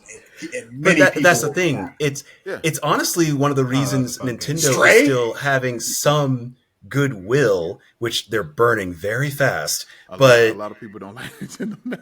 Well, that's me included. Only because of business practices. I'm looking at them and being like, "Oh no, baby, what is you doing?" But at the same time, they're gonna give you Metroid. They're gonna give you Donkey Kong. They're gonna give you Mario. They're gonna give you Yoshi. And it's like they're gonna break your system. I don't like our business practices. But damn, some good ass news over there. Listen. Oh, yeah. But I it's the way things are going, man. And we talked about, like you said, you mentioned earlier, like Helldivers 2. That's when it came out, that PlayStation, because a lot of people were like, oh, well, Arrowhead was pushing PlayStation to put Helldivers 2 on Xbox. But when it came out, that PlayStation was the one that went to Arrowhead and would say, hey, get that Xbox port ready. Or we're getting this Xbox port. It's going to Xbox. You go to PlayStation's website right now. This is unprecedented. You go to PlayStation's website right now and look up Helldivers 2. Hey, Helldivers, it has not advertising, but it has a picture of, hey, you can play Helldivers 2 on Xbox. Yeah. And come the end of the month. It's the fact that, and my only thing with this is, I've been trying to tell people, the end of August, excuse me. Space is changing. What we thought, or what we grew up on, my generation, whatever, how it was, it's no longer going to be like that. Not right now, because it's not. And like you mentioned, originally people were buying PlayStations because of what the games we were going to get on it. Mm-hmm. But people are now just, once again, I still say the PS5 was just bought off the precedent of it being had to. But you also had to. Like, yeah. Oh, I agree. And Xbox pointed out, or Phil Spencer said, Xbox shot themselves, like almost killed themselves. Relax, noob. You got it, by losing the generation. By losing the generation. The Xbox One, PS4. Yep, that's the one. And that's what they missed, because a lot of people left the Xbox because they were trying to charge. It wasn't the fact they didn't have games. In the beginning, they actually had some games on the Xbox. It was that pre-owned thing too. Had games, yeah. Xbox in the beginning, what they did when they shot themselves in the foot when they tried to push the that pre-owned thing and the always online thing too. Oh, the Connect. It don't. Yeah. The thing it always online. It turned a lot of people off. But hell, that's what it is nowadays anyway. But the Connect, when they tried to push the Connect and charging that amount for the system, it's like, PlayStation, as soon as they did that, PlayStation came in right behind them, undercut them with the price. Like, you can get a PlayStation 4 for the such and such and such. Like, and then people started, hey, y'all, too much going on, all this. You know what? I'm just going to get a PS4. It's like share games. Yeah, that's it. I'm like, wow, okay, that was good marketing. That was tough. That was tough. That was it. They lost a lot of it. So then you got them, and somebody said Xbox has only had one good generation for real, and that was the 360. Oh, yes, God. 360 is where I came on. I was a PlayStation Sony person. Xbox 360 grabbed me for a couple of reasons. It was that's because harsh. That's a harsh take. Look, like it's for me, fair. I backed that. I backed it from my personal experience because I was tired of losing to people. Going into the homie's house and they beating you in Halo. It's like I don't own Halo. I can't practice, and I love this game. This is great. So I went. I got my parents. And my parents. I want 360. You know, I got it. Got Halo. I think my first Halo game was Halo 3. But my first game where I'm practicing. Yeah. Huh? Yeah, I mean it had to be 3 because two was on the Xbox. Yeah. No, it's like so it was 3. But my practice one, my one that I invested time into was Reach. Reach was my game. Gears first came out for 360, right? Yeah, it was 360. So I can agree. I think it's harsh. Generation. I think it's a harsh take. I'm an Xbox guy. I love I have all the consoles. I prefer to play on the Xbox. I love the ecosystem. Okay. A lot of my digital library is on the Xbox. I had the Xbox One. Bought an Xbox One day one, matter of fact. So I bought an Xbox Series X like a month or so right after it came out. Listen, I love Xbox. But the fact of the matter, I mean, it's facts. Like they have been horrible when it came to being giving us consistent good games, consistent just overall. Like they've had some great features, and I point one thing to their credit though. A lot of the stuff they're doing or came out with first, you saw other brands like Sony follow suit. Yeah, you know what I'm saying? Yeah, the one thing I gave them was I was a PS3 guy. I was a PS3 guy, so I played Call of Duty. I played Modern Warfare 2 on PS3 or whatever, you know. And then of course the only way you could talk to people was in the game lobby. Like that's the only way to talk to people. Yeah. But then when not only with 360 got me hooked, I was playing this Halo game at my friend's house. What is this? You know, I want to play this in my house. So I got that and party system where you could play whatever you want, and I can play whatever I want, and we can still talk. Fantastic. And then I was like, well, shoot. That generation. I was like, shoot, this all right. I was turning on my 360, but I was like, PS3, what is that? You know? But then PS4 said, guess you're crazy. but for different reasons. You know what I'm saying? Like for 3, I would go back for my exclusives, my alone time. 360, like, yo, we about to get on Reach. Where you at? Beep. You know what I'm saying? Like it is what it is. But when 4 came and said we got a party system, I said bye. So that's what bye and PS4. You know, whatever. Man, the PlayStation needs to steal Xbox's party system because if they ever did, I would be strictly PlayStation. Xbox needs to steal PlayStation's Game of the Year candidates. I mean, no. Why doesn't? Why do you say that for their difference of party system? I think that's never something we never talked about. Because the party system on Xbox is so just intuitive and it's so easy. I see a friend, I click on, we connect. It's easy. But then if I try to do that on PlayStation, I got to click on the friend, make sure I'm the right thing. It's just like it's just too much. Because that was never the bread and butter. And remember, PlayStation Online started out free. Like remember that was my gosh, yes, not the premium offering that Xbox Live. Oh my gosh, yes, when it was free. It started out free. Just to help you with that, man. Discord, just the fact that they do a Discord is crazy. Listen, Discord is the way, man. I love my Xbox. It's easy to chat on Xbox, or whatever the case may be. For me, even with PlayStation, like it's all right. I don't know. I just feel like the sound quality off or something when I'm being. It is. It's not as good. Sound quality is awful on PlayStation. I'd be like, let's just when I'm on PlayStation, hey, let's just jump a Discord chat. Yeah, hey, Discord. But that's crazy that you can do that on PlayStation. Got hopped on that. And when you get on Discord, it gives you the option to turn it on with the PlayStation. Absolutely, because I mean, that's how I play Smash Bros. You don't go against the grain. You run with it. I think that this kind of is summed up by because I do think that 360. I think it's a harsh take. The reason why I think it's a little harsh, man. I would rather say old Xbox is better than modern Xbox. I would rather. Where do you cut it? I got a lot of gems on Xbox. Everything. I would cut it after 360 personally, but so you're saying the same thing. No, but I'm just saying I don't know that I would say Xbox 360 was prime because Knights of the Old Republic was prime to me. Fable was prime to me. Jet Set Radio Future was prime to me. Xbox was heat to me. That controller was like ice cold. I got huge hands. I got huge hands. Yeah, I got big hands, so it was fine. I didn't even see it. I got a Duke back here somewhere. It was fine for me. I got. He said, "Got one back here somewhere." Let me get that. Like, my hands were just as big. But I'm just like, this is a stupid controller.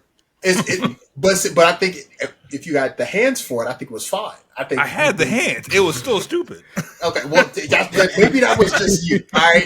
But no, but to your point, though, a lot of people User error, that's what they call it. But that's why they did change. Like, they did actually change the controller for that reason, which is very true. Yeah, I happen to like it. But again, Morrowind, Halo 1, Halo 2, Jade Empire, like, it was a lot of heat on the original. I'll give you that. I think the original X, personally, maybe it's my bias and nostalgia. I think the original Xbox. It's nostalgia. Knights of the Old Republic's the best Star Wars game that's ever been made. Like, this is not just nostalgia. This is actually the way you feel about the controller is nostalgia. Yes. No, 100%. I'm going to 100% agree with you on because Knights of the Old Republic is one of my all-time favorite games. It's like in my top. Like that's finally someone I can talk to about. Someone I can finally. Paper Mario 1,000 Year Door. Get love for me, like Nintendo. There you go. We're not talking about this right. We're not talking about Paper Mario right now. We're talking about Star Wars. Greatest RPG ever made. That's not true. That's actually a lot to say. That is crowded. Paper Mario, that is the not 1,000 Year Door. That is not true. Changed my mind. That's heavy. It's false. That's heavy. It's false. That's another episode. It's not even another episode. It's just a lie. Yes, it is. Yes. No, the conversation of best RPGs. Wait, hold on. Wait. What's I'm saying? This is my partner right now. For people that have those takes or whatever, just say to me at the end of that. Just say in my opinion, right? That's how you protect your to me. You know what I'm saying? There you go. It's fixed. Right. Yeah. Exactly. So I said what I said. Yeah, well, you didn't mean it. Right. But you know what? I will say my fault for that. I was gonna say I will say shout out to Husky for bringing that up. That like most of these games on the PS5, like the games that's on the most on these new consoles is like the 2Ks, the Maddens, Call of Duties.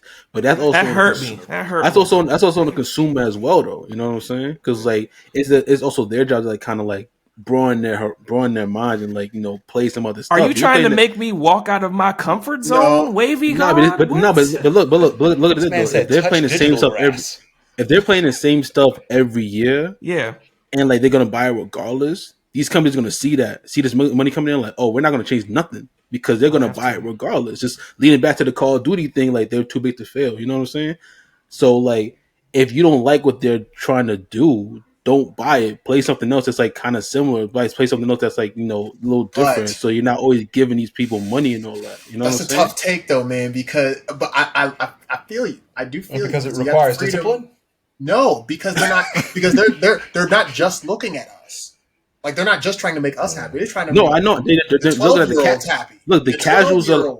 The casuals going to always win this. You know what I'm saying? The casuals going to be casuals. Do you remember when we was playing Xbox and cussed out by racists on Xbox Live back in the day? Sure. Right? Yeah. How old was we? 15, 14, whatever. Yeah, right? like they were in high school. So right. Now we're grown men. Remember the grown men back then? Now we're the people cussing kids out. No, but now we're grown, right? I made it, Mom. They're trying to sell Battlefield 6, Grand Theft Auto, Call of Duty. They're trying to sell that to them. Like, yes, they're trying to sell it to them. They're trying to sell it to them. That sounds like an So if they grow up, with season passes, that's their norm. Yeah. That's their norm. Our norm is different. Yeah. Our norm is not season passes. passes. They making money with them, with the youth, with the youth. That's like us. Yes, like we want to make enough money to where we decide where we want to spend it. Boom, boom, boom. You know what I'm saying? It's mostly, I would say our generation, etc., playing Expedition 33 months, playing Fortnite. They playing Fortnite. They playing all this stuff. But that kind of stuff is the reason why stuff like Black Panther got canceled. You know what I'm saying? Yes. You know what I'm saying? Like, yes. Because even but like Noob said too, that it's also like and I didn't want to say this when we were talking about it last episode, and me and Farley were talking about it, that Black Panther got canceled. But at the same time, if you're in pre-production for like 4 years with nothing to show for it, and we're pouring money into you, it's like, all right, maybe it's time to cut this cord and stuff. You know what I'm saying? No emotional ties. Well, this is why I think that, like we were saying, with all this stuff, when you pour your passion into this project, and you got people that's passionate about something, and you attach this marketing model to it, and you say, not only am I trying to make money, but I'm also trying to deliver you something. Want. That's time. Look, I talk about Hideo Kojima all the time. And this a wrap of the whole. No. I'm not going to dwell on it. Okay, we'll see about that. I'm watching. If there is somebody who is creating content, right? And it's like, okay, we want to listen to them, know what they want. We want this Fable. We want this Knights of the Republic remake. I got money set aside for this Knights of the Republic remake if it ever comes out. It's gonna, right? He says promise. You said Mega Man Legends 3. What are we talking about? Promised. But it's the thing. Like, are there enough people that are ready? Me, and then me over here too. Where they can say, okay, this is worth our time to pour into making a new Mega Man game that's going to make the millennials that want this happy and also captivate the next generation. Yeah, that's the tough challenge. Yeah, Mega Man Legends had a great game. That was a great game. Games, that's what you're going to do. Like other Mega Man games with side scrolls, that was the first Mega Man game of its kind that was a full range RPG. Mega Man Odyssey. Like, bro, he had skates. There was a unique story. It wasn't the usual. Like, Wily wasn't involved. It was still good. Like, you know what? That's another conversation. I understand what you're saying, Corner. No, go ahead, Noob.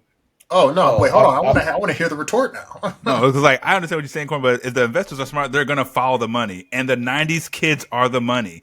We're the reason the game industry. We're the parents. Hold on. No, we're the parents. Exactly. We the parents. Desert follow. I'm saying the parents. I'm saying the parents, and then we're the parents and Hokage.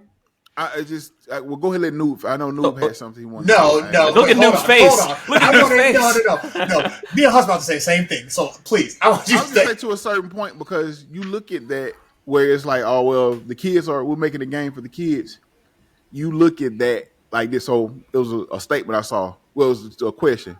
Would you rather? What game do you remember more? A game that gets released and is just garbage, like Boo Boo. Or a game that you was maybe waiting on to get canceled. Which game are you going to remember more? Oh, never mind. I thought we. Wait, never mind. But this is interesting. In a roundabout way. So let me just say a lot of people it was a poll, it was something a lot of people were voting on. It was probably a game that gets canceled. You look at stuff like a game that comes out, a game that's bad and comes out, a game that's bad and comes out. You look at that like Concord, Redfall, I see games that come out and are bad and are trash. You remember more versus a game that maybe it'll get brought up, but like, oh well, Xbox didn't bring out Scalebound, or we never get that. This was canceled. Scalebound. Oh my god! You look at how much money. Like, okay, we stopped that mid-process, so we lost some money, but we didn't lose a lot of money. Games that come out and are bad, not only do you lose money, you also have to may have to go through and do refunds. You also may end up Mind's Eye. This is what I'm saying. Had Mind's Eye not come out, they canceled it. And you know what I'm saying? We were, oh man, that game looked good. Maybe we could have been playing or whatever. But when it comes out and it's trash, they lose a lot more money. And to the point of where it's like that, where you're saying like it's the kid that's playing to the 90s kids. You have to be careful with that because once again, you saw. So I'm gonna use PlayStation as an example in this. You saw what Jim Ryan did, but tried to shift the focus to live service games. Yes. Has any of those live service games outside of Helldivers 2?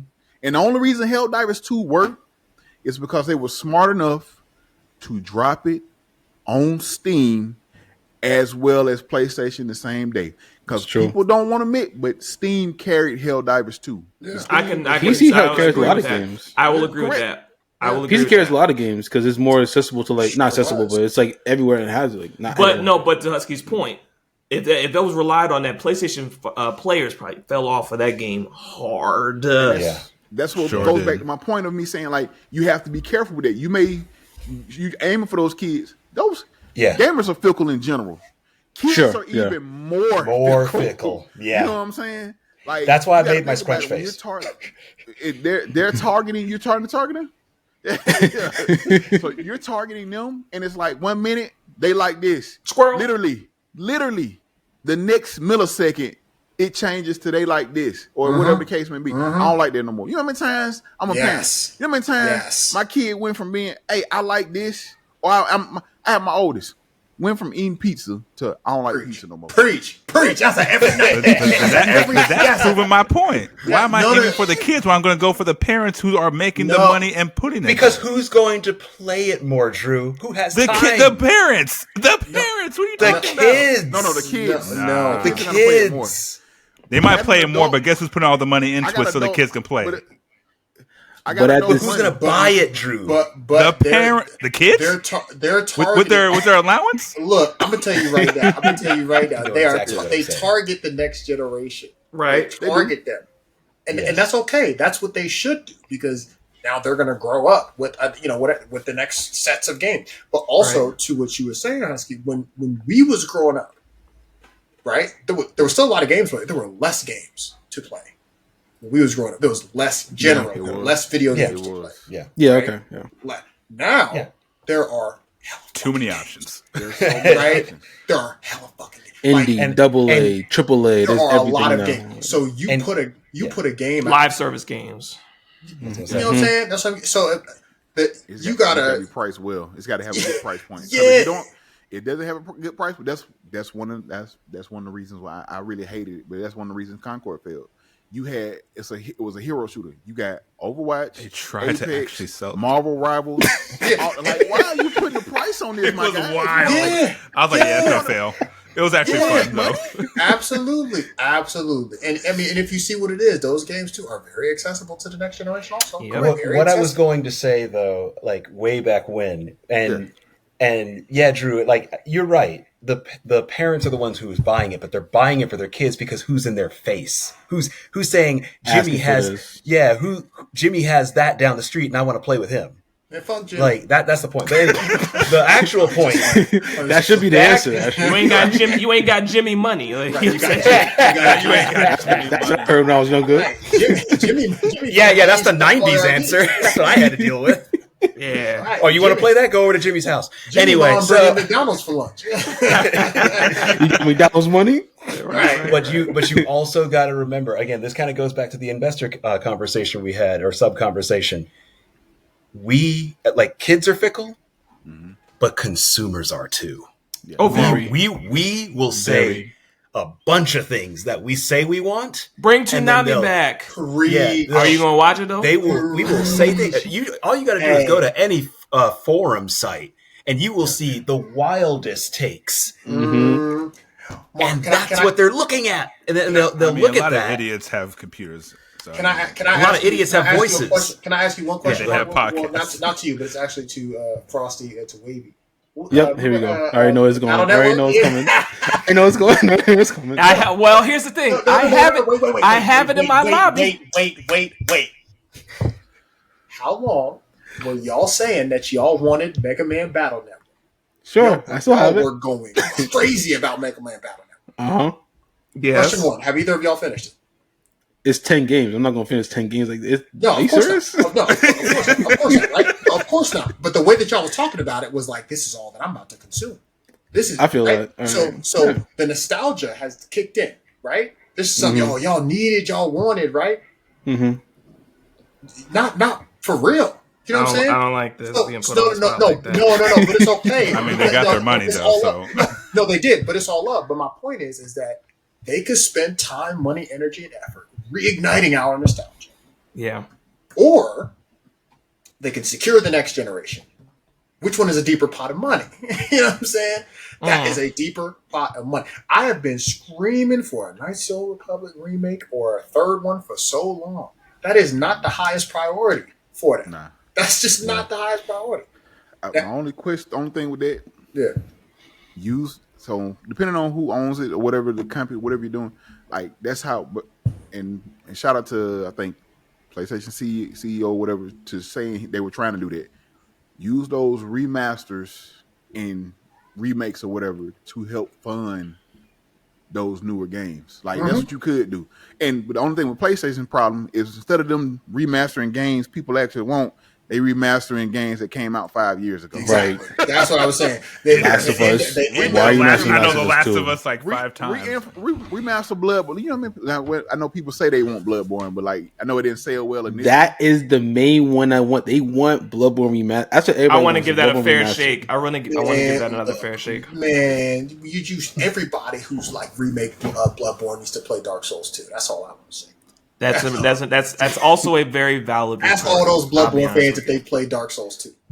And, I have not played Dark Souls. They're going to 2. say no, and I'm going to be like, I know. Y'all say stuff like this, it just reminds me of like an IP I loved and it just got killed. When I think of this, I think of like Teen Titans and Teen Titans Go, and I'm just like, if y'all just kept making Teen Titans, that would have got everybody. But you dumbed it down for the next generation and made Teen Titans Go. Wait a minute. What did you mean by that? I was like, I think I see where you're coming from with that. Like Teen Titans still got everybody. It was a cartoon that was made for kids but had adult themes in it. But instead we're like, oh, let's look at the next generation and just dumbed it all down, made it all for kids. Well, then they pivoted. They pivoted to Young Justice. And they got canceled that. They canceled that too. But Young Justice got canceled. Yeah. Right. So I'm saying they tried it and it still tried to appeal because Young Justice was like the newer art but with the same themes. Well, more focused on them being sidekicks. But like, you know, I overall get where you're coming from. Either way, my public announcement is let's focus back on Teen Titans and let go of Teen Titans Go. The next generation will catch up to what they wrapped. No, but that's the other thing. My thing is I stand on that they wrapped Teen Titans up well with the movie when they went to Tokyo. You don't need to explore that anymore. You don't need to stretch anything any thinner. So, and that's back to another episode of podcast we've done where you need to stop shows, series, whatever. Put a stop on it. That's it. I don't have anything else to tell. Like we still had to find out about Terra. We still had questions. And that makes you want more. Allegedly, she was there no more. Allegedly, I think they went back and she wasn't there anymore. So you understand she was a kid at a school just living her life. In the comics, don't worry about it. That's what's going on. Here's the thing: Teen Titans didn't continue because the toys didn't sell well. I know. That's why it was. I didn't even know they had toys, man. Exactly. A lot of shows got that's why because the toys weren't selling. It was back in the 90s or whatever. When we got certain shows, if the toys didn't sell, they didn't. Toy lines, right. That's why it got canceled. Like Biker Mice from Mars, Biker Mice from Mars. Like you look at those like they weren't. Their merch don't move. I tried to move Street Sharks merch. I bought a lot. I tried to keep Street Sharks alive. I had I had Big Slam Move. I had all that. Listen. Man, I lined up, man. Them joints was so fire. Man. That was like young boy fuel right there. Street Sharks. And the only reason I say that. All day. The only reason I say that, Desert, is because I've looked at like why were these good shows taken off, and basically the same thing. You know, why did Young Justice get canceled even though it did come back? But like, why did these shows perform like that? And it's basically toy and video game sales, because just like, where do you think Star Wars makes its most money? Here we go. Yeah, but it's true though. It is like Star Wars toys. Where do you think lose its money? well. But yeah, where do you think it makes its most money? How do you think George Lucas got super rich from Star Wars? It was from the merchandise. Was it the actual merch? Because people believe there's no black guys in space besides one person. It had to be. There were two. Because I remember two people. There were two. There were two. It's not Orlando. Where the second guy was. Thank God! I like the space.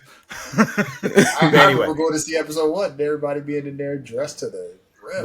But that to your point, Desert. That's why it went off the air. But yeah, no.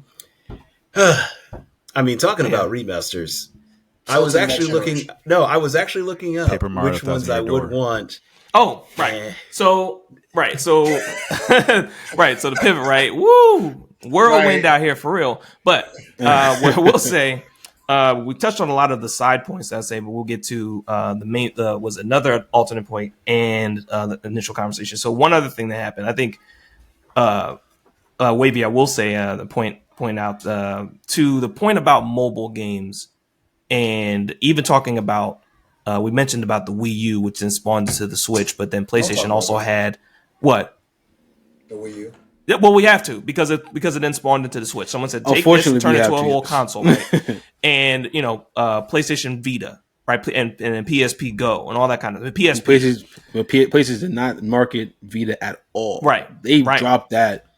Heavy. So now we're now in the era of PSP portals, and now we're also talking about the Xbox ROG Ally. Oh, and Steam Deck. I can't forget that. We talked about a whole episode. We had a whole episode about Steam Deck. Steam Deck is leading the race right now. Right. So now we're talking about the Asus ROG Xbox Ally and Xbox Ally X expected release October of this year. Yeah, that's a rumor. A rumor. Right, rumor. They're supposed to, I think, announce it at Gamescom, I believe. I'm not sure. That's what they're saying.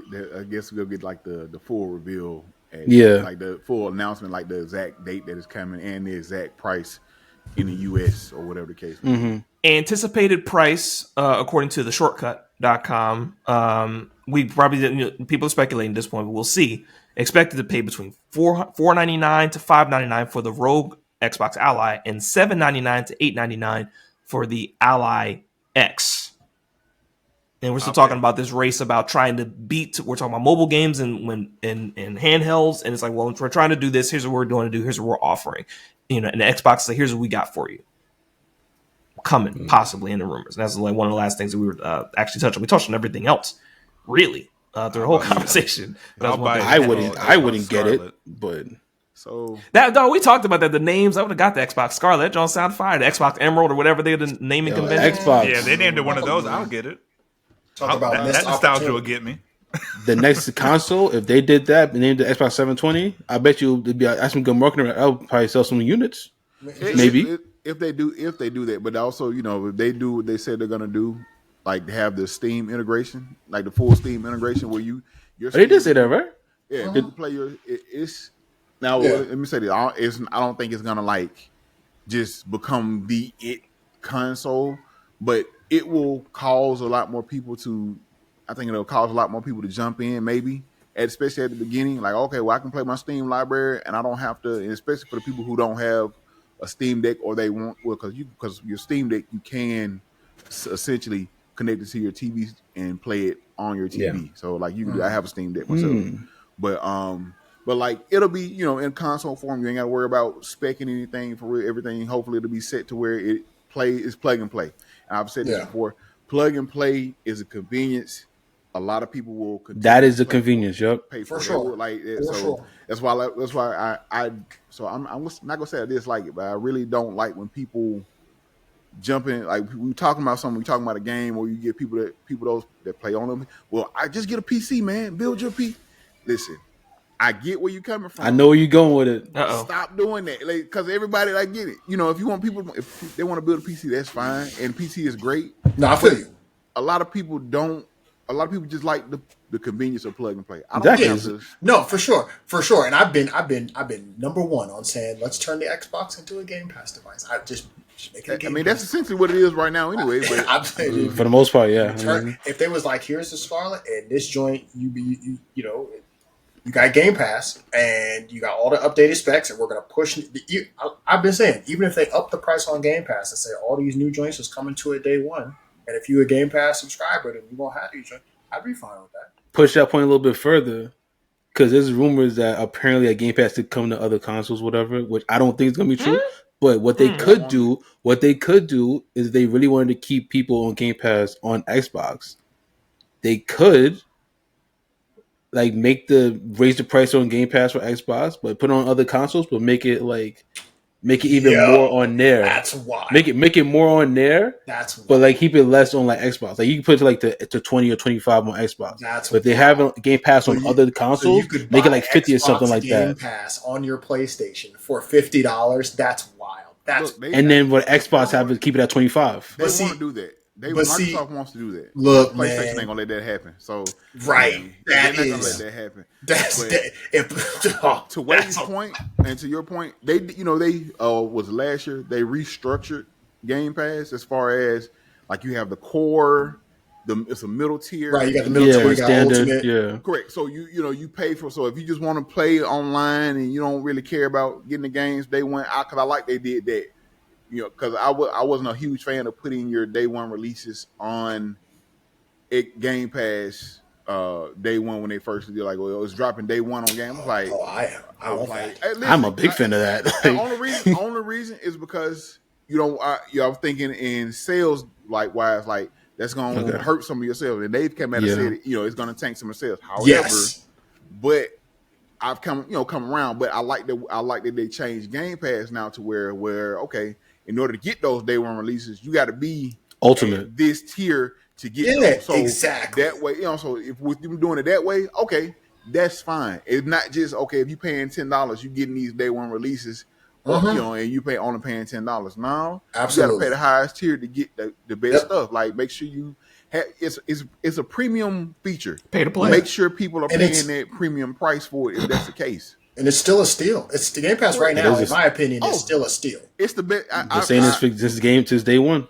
Like it's the best deal. All you need is Wavy been getting paid since day one for Game Pass. Yo, like Wavy. I should have been getting paid since day one. Husky, I gotta say this. Since we started this podcast, it's like everybody's had their stances, and we've been talking about the console wars for years on having this podcast. Yeah. One of the things I would say staple that we've been having since we've started this podcast is Wavy being the ambassador for Xbox Game Pass. The Game Pass God. We would have subject matters, and Wavy would be like, by the way, Game Pass is still one of the best deals out here. Like, I will say it's a better deal now and in the last few years than it was then when you first started. Because back then there wasn't a lot of consistent games, somewhat decent games. Like I said, you mentioned like just this year alone has been probably the best year to have Game Pass. So far this year alone, from it just gets better. Avowed, Expedition 33, South of Midnight, Doom. Yep. I'm about to open it up right now. I'm gonna look right now. Expedition 33 one day, I promise. Avowed, 9 Souls, Ninja Gaiden, 9 Souls, South of Ninja Gaiden 4 is coming on the Game Pass. South of Midnight, Visions of Mana, It's not on Game Pass. Is it on Game Pass? No, it is. Yes, it is. Trials of Mana is on Game Pass. Visions. I got it right here. So hold on, man. Was definitely the best thing I got it right here. Come on, right now. To have Game Pass, like if nothing else, this year's paid off for having Game Pass. Like money you spent is well worth it because you're getting something to play. And even if you don't like a lot of stuff, even like Grounded is, if you haven't played Grounded is actually a pretty fun game. Like it's Split Fiction on there. But it's not on Game Pass. Oh no! Correction, my bad. Trials is on Game Pass. Visions I bought. That's what I'm trying to say. I'm like, wait a minute. Don't do that. Trials is on. Trials. Trials is on. I was screaming Trials. Yep. Which that was a great game too. But still, it's worked out.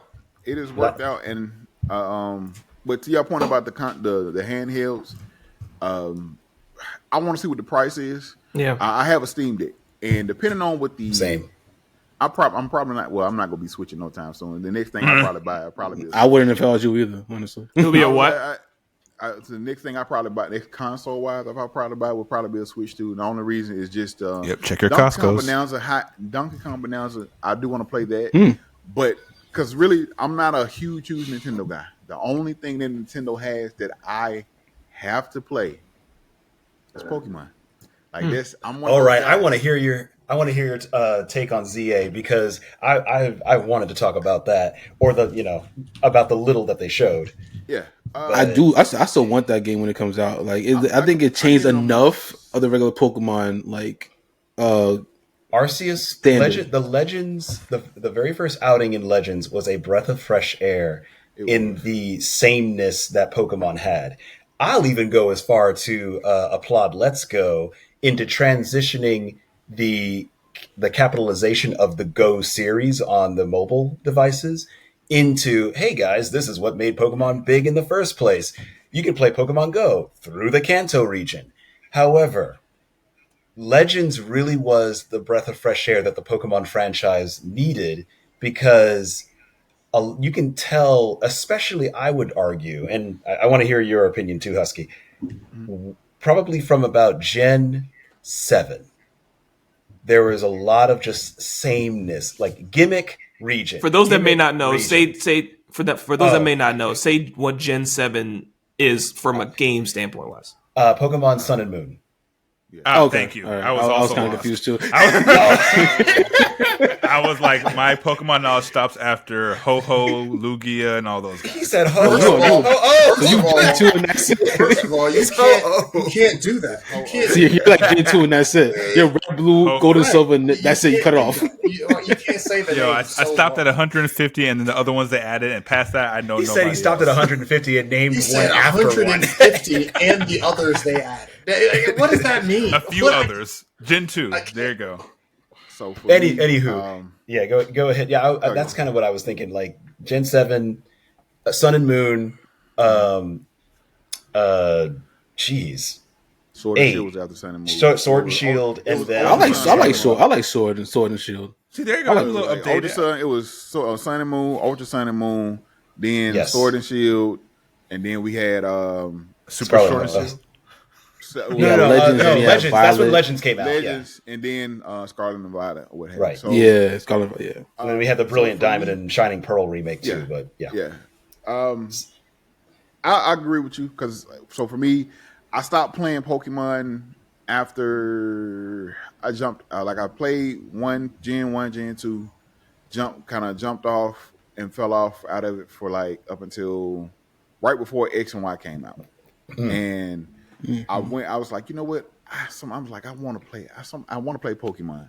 So I went back and I got me whatever DS at the time. I went and got Black and White, and I Great actually game. played through Black and White. And Yeah, I played Black and White. Yep. Black and White 2 is like Black and White Yeah. and Black and White 2 are like my second favorites.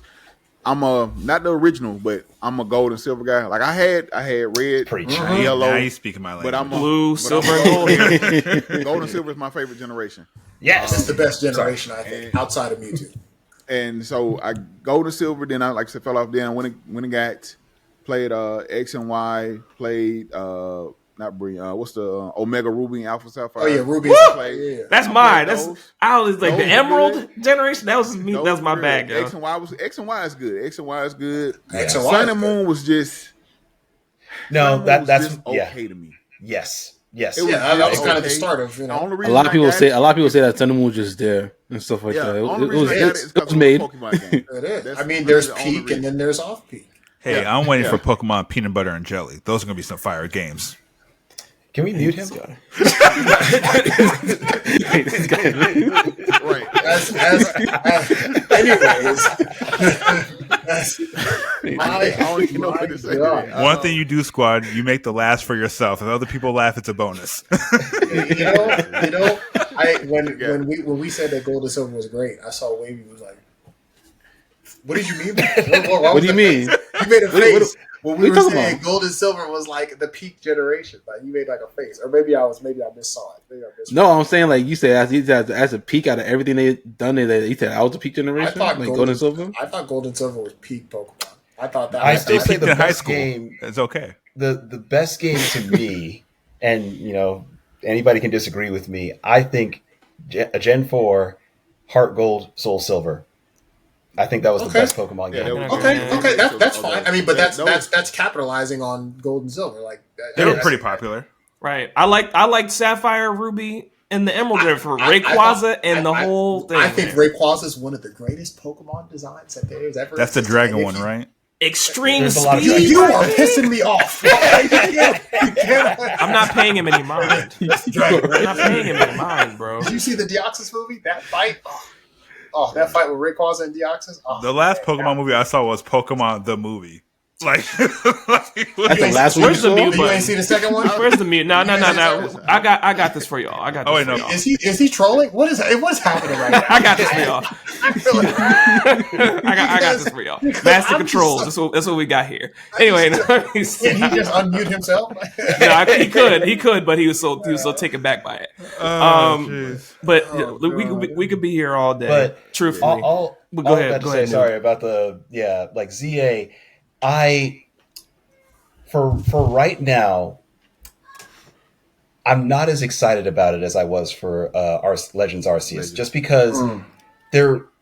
I can I see mean, that. I watched the whole Pokemon Direct in July, And a lot of it had to deal with the Pokemon World Champions. That's how I felt too, Frosty. Actually, I was definitely sleeping on that. They talked about Anaheim, that's actually ending today, or as of recording.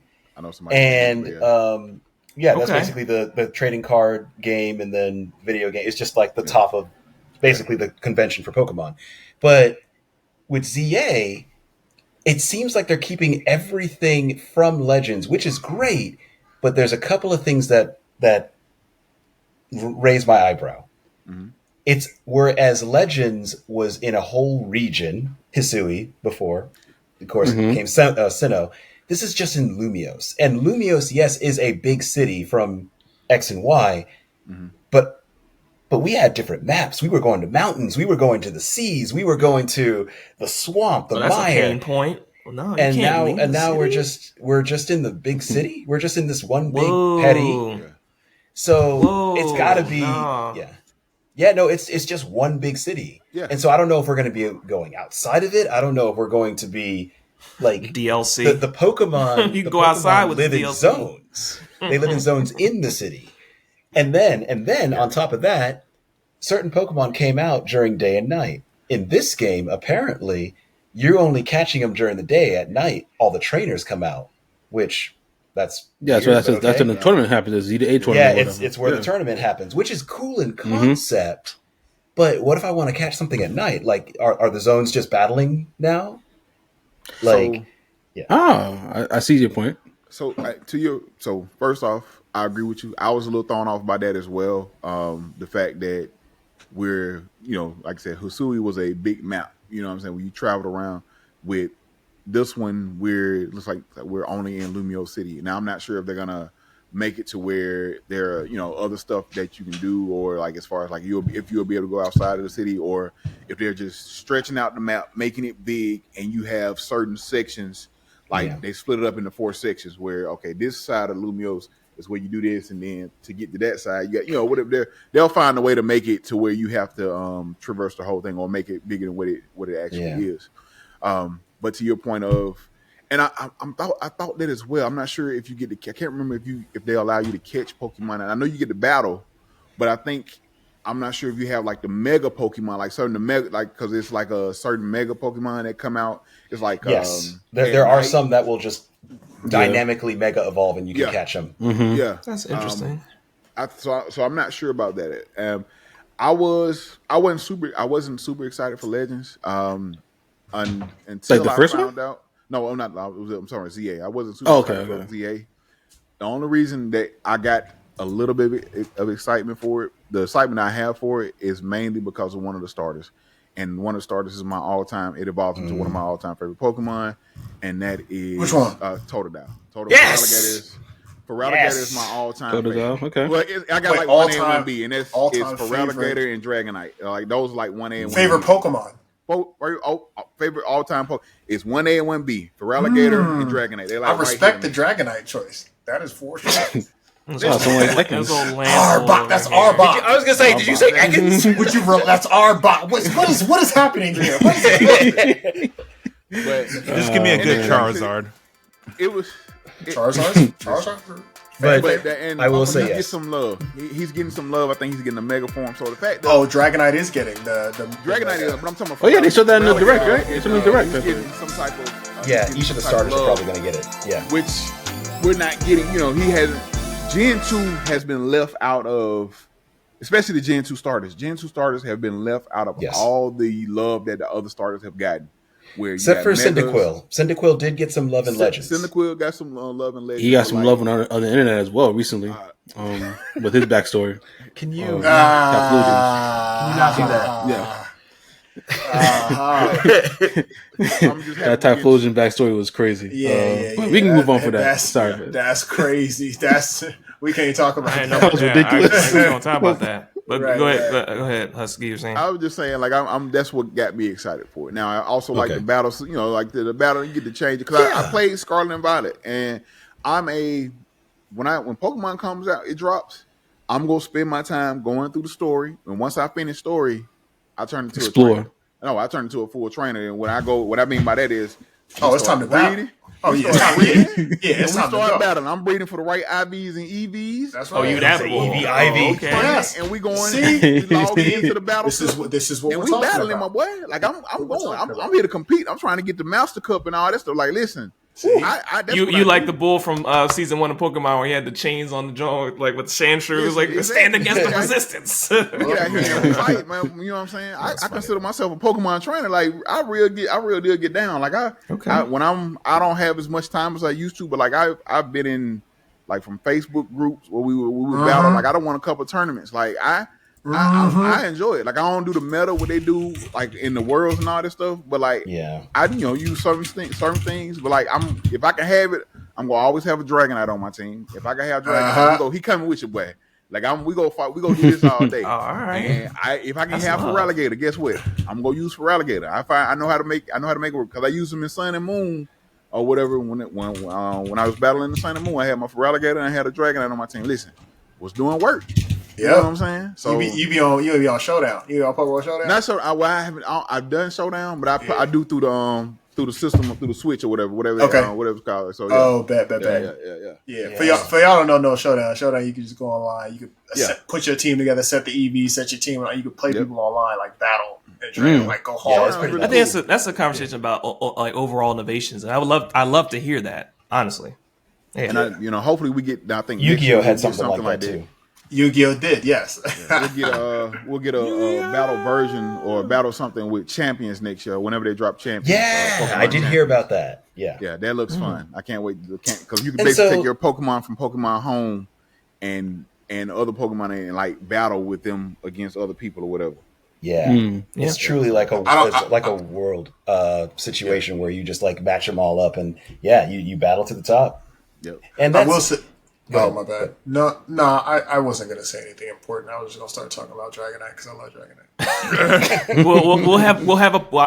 Well, now that Husky has opened up that can of worms, I think we're due a Pokemon episode focus because we've done Dragon Ball. We haven't had a Pokemon focus episode in a while. We haven't done a Pokemon focus. Yeah, shout out. I'll come back. Please do. Not gonna lie. Well, then I'll quickly say I don't like Dragonite's Mega Evolution. I think they have better opportunities. It wasn't crazy. It wasn't like super creative. It should have been better. It wasn't super creative. It was just like there's so much better fan art of what Dragonite's Mega Evolution should have been. I was like, they definitely could have did that. I don't know why. Yeah, that's light. That's light work. That's weird. I remember that. I'm off of it like everybody else. Like I'm okay with it, but I'm like they could have done so much better. Oh my god! It's got wings. It's got wings, right? Something like that. Bro, all you literally have to do is Google, and people have been doing this for years. Google Dragonite fan art evolution. No, we've talked about Dragon Ball fan art, but you know what? Again. Oh yeah, but also Mewtwo is the greatest Pokemon of all time. Something I will, and I'll add this hot take as well. If anybody else wants to drop a hot take, let me know. But my hot take is one of my favorite games that needs more love. Like the concept was the Pokemon Coliseum and the Pokemon Shadows XD concept, where you were the Coliseum was a great game. Where you was great. You had the Unibike John, and you was catching Team Rocket Pokemon and purifying them, whatever the dark Pokemon or whatever. Look, that and I ported. That was the one game I actually took the work and I ported like my best team off of like whatever GBA game I had because I had the GameCube attachment at the bottom where you could plug it in the bottom or whatever. Okay. Yeah, that was like so that kind of game needs love too because that was a lane that I don't think anyone has like really gone over. It's like Pokemon, you catch them and turn them from dark back to light. Like man, Pokemon Snap I thought was a I was just about to say that.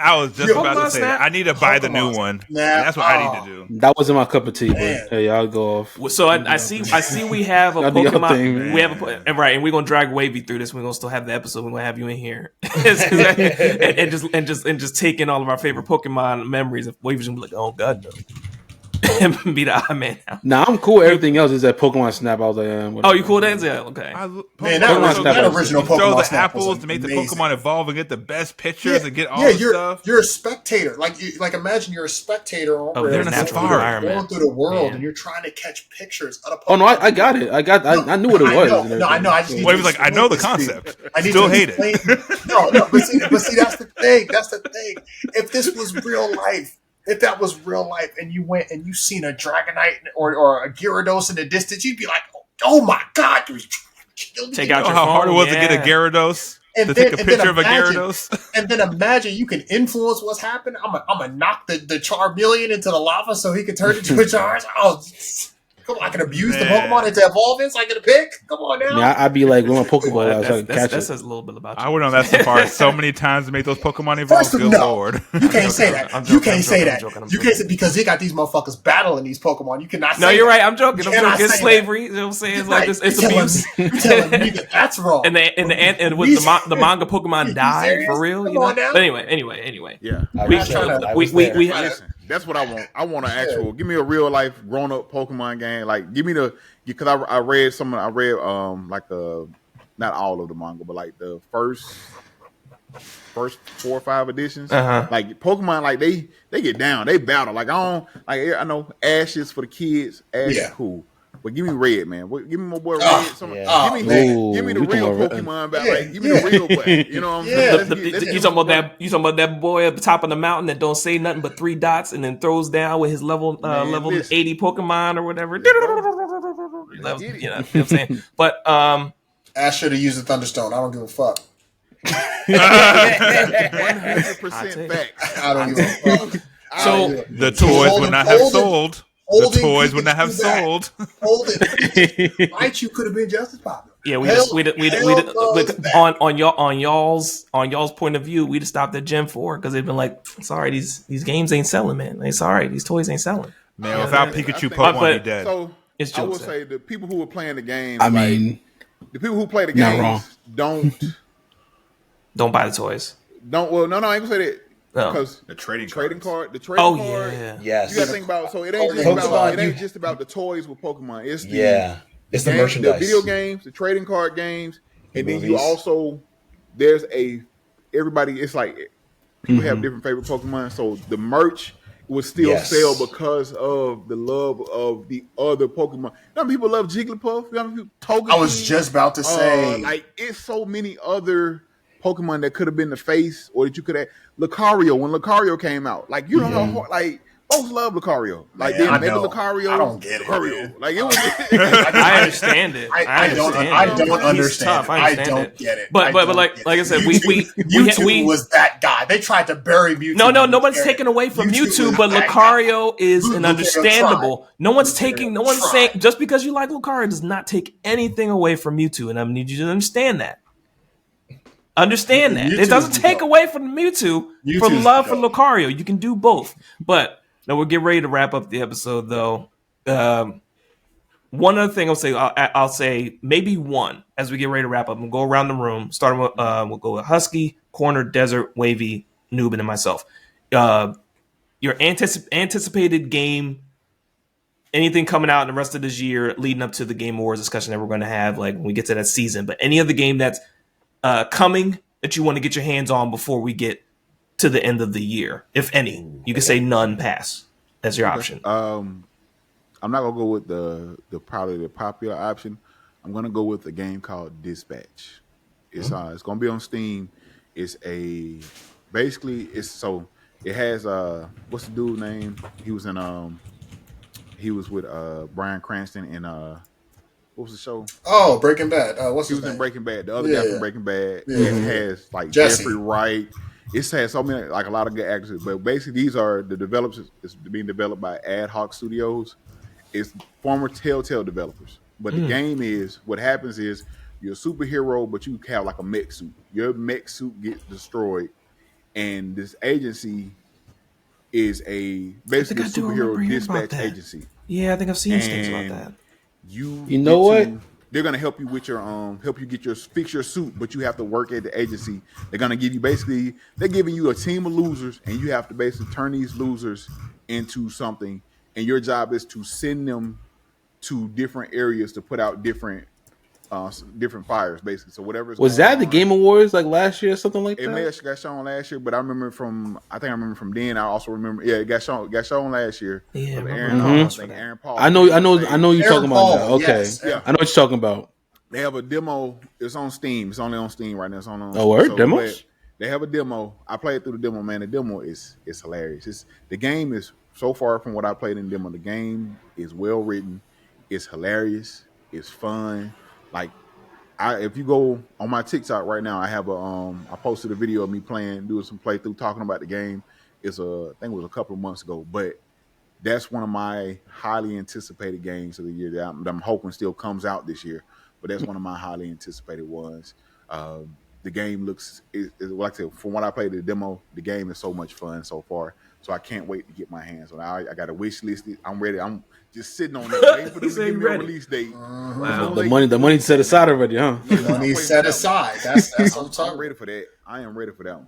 Okay. I already got my game. Shit, Death Stranding 2. Go on now. No, okay. Well, I'm good. But obviously, Yote. Yeah. Yeah, that's why I didn't want to say it either. I was like, that's up there for me, but yeah, I'm not going to say that one. That's the one for me. I will say, to follow that up, would be Ninja Gaiden 4. Big Ninja Gaiden fan. Ninja Gaiden 4 is getting gone. So, Ninja Gaiden 4, I would say. I mean, Yote... Game Pass. Yeah. Game Pass, man. You know what I'm fucking saying, bro. Game Pass. We talked about Game Pass so much today. Starfield, Avowed, and all these other things. Expedition. We talked about a lot of Game Pass. That's South of Midnight. Anyways. But Ninja Gaiden, Yote, of course. Yeah, Yote, of course. But Ninja Gaiden 4. Well, so who does it? He took my answer. But yes, Yote, definitely looking for it. October 2nd. It's about to be fun. And also the next season of Marvel Rivals, which is going to come out September. So, like, who's not looking forward to that? Like, in a minute. I mean, yeah, like the game's already out, but like I see what you're saying. I get what you're saying. That counts. Live service game. It keeps getting updated, so that's something I'm looking forward to. Wesley Snipes Blade skin that is missing. That's it. He said that's it. That goes back to knowing your people. Yep. You know how prominent Blade was. It's been said several times. Blade saved the Marvel universe or whatever the case may be. He saved Marvel. It's facts. Put this man's skin in the game. You can charge $5 for just put them. They go put the skin in the game. If you put it there, they will. What's saying? You build exactly. They will come. Well, we could argue that thanks to Blade, we have Marvel. Right? We could say Wavy. Everything's because of Blade that Marvel is still in existence. They were bankrupt before that movie even happened. It was about Wesley. Give me a Wesley Snipes skin. I swear to God, I'll be a Blade main that day. But yes, Ghost of Yotai. Like, super excited for it. That's the one game I'm about to be like, okay, Rivals, I'll take a little break. I'm sorry, but I need to play this game. There he goes. We'll take a break for that. First of all, shout out for a black man saving the Marvel universe. That's what's up. Before it even started, history, just like everything else in this world. Thank you, black people. That's right. Bring him back for another Blade movie. Just bring him back. I mean, I want Mahershala because there's only one Blade. There's only going to be one Blade. Shout out to Deadpool and Wolverine. Yeah. Oh, that look was hilarious that Deadpool gave after that. But I would say Yote. I'm excited for Yote. But what I'm most excited for, Outer Worlds 2. Okay. I want Outer Worlds 2 so bad. I love the first one. I thought it was amazing. I can't wait for the second one. Okay. Also, Wavy. Where's it going, Wavy? Where's it going?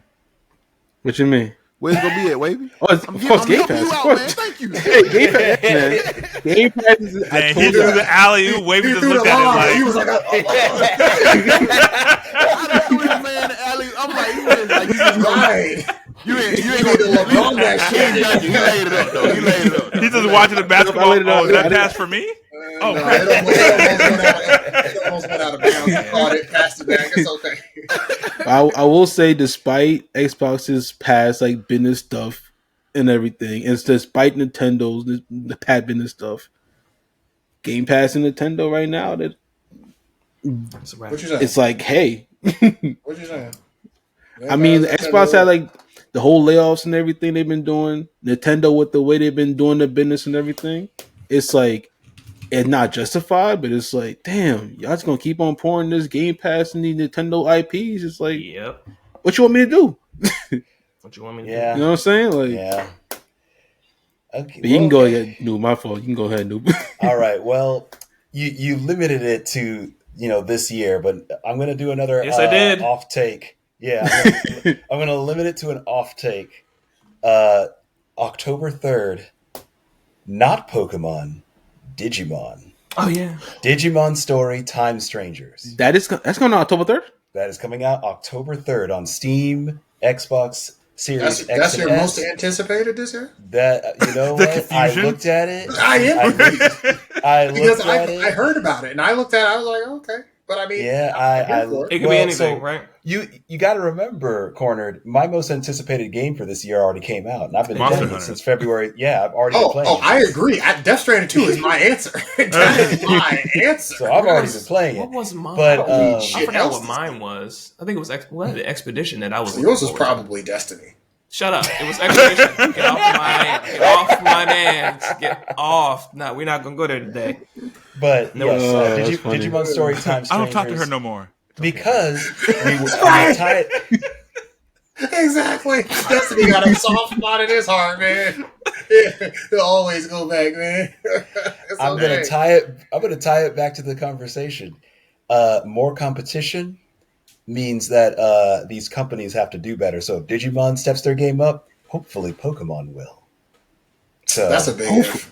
Hopefully. Yeah, hopefully. I know it's a big That's if. And that's why I said if you don't keep it a stack right now, Pokemon low key is like the thing is, those they big come out the same games, but month. just for like they do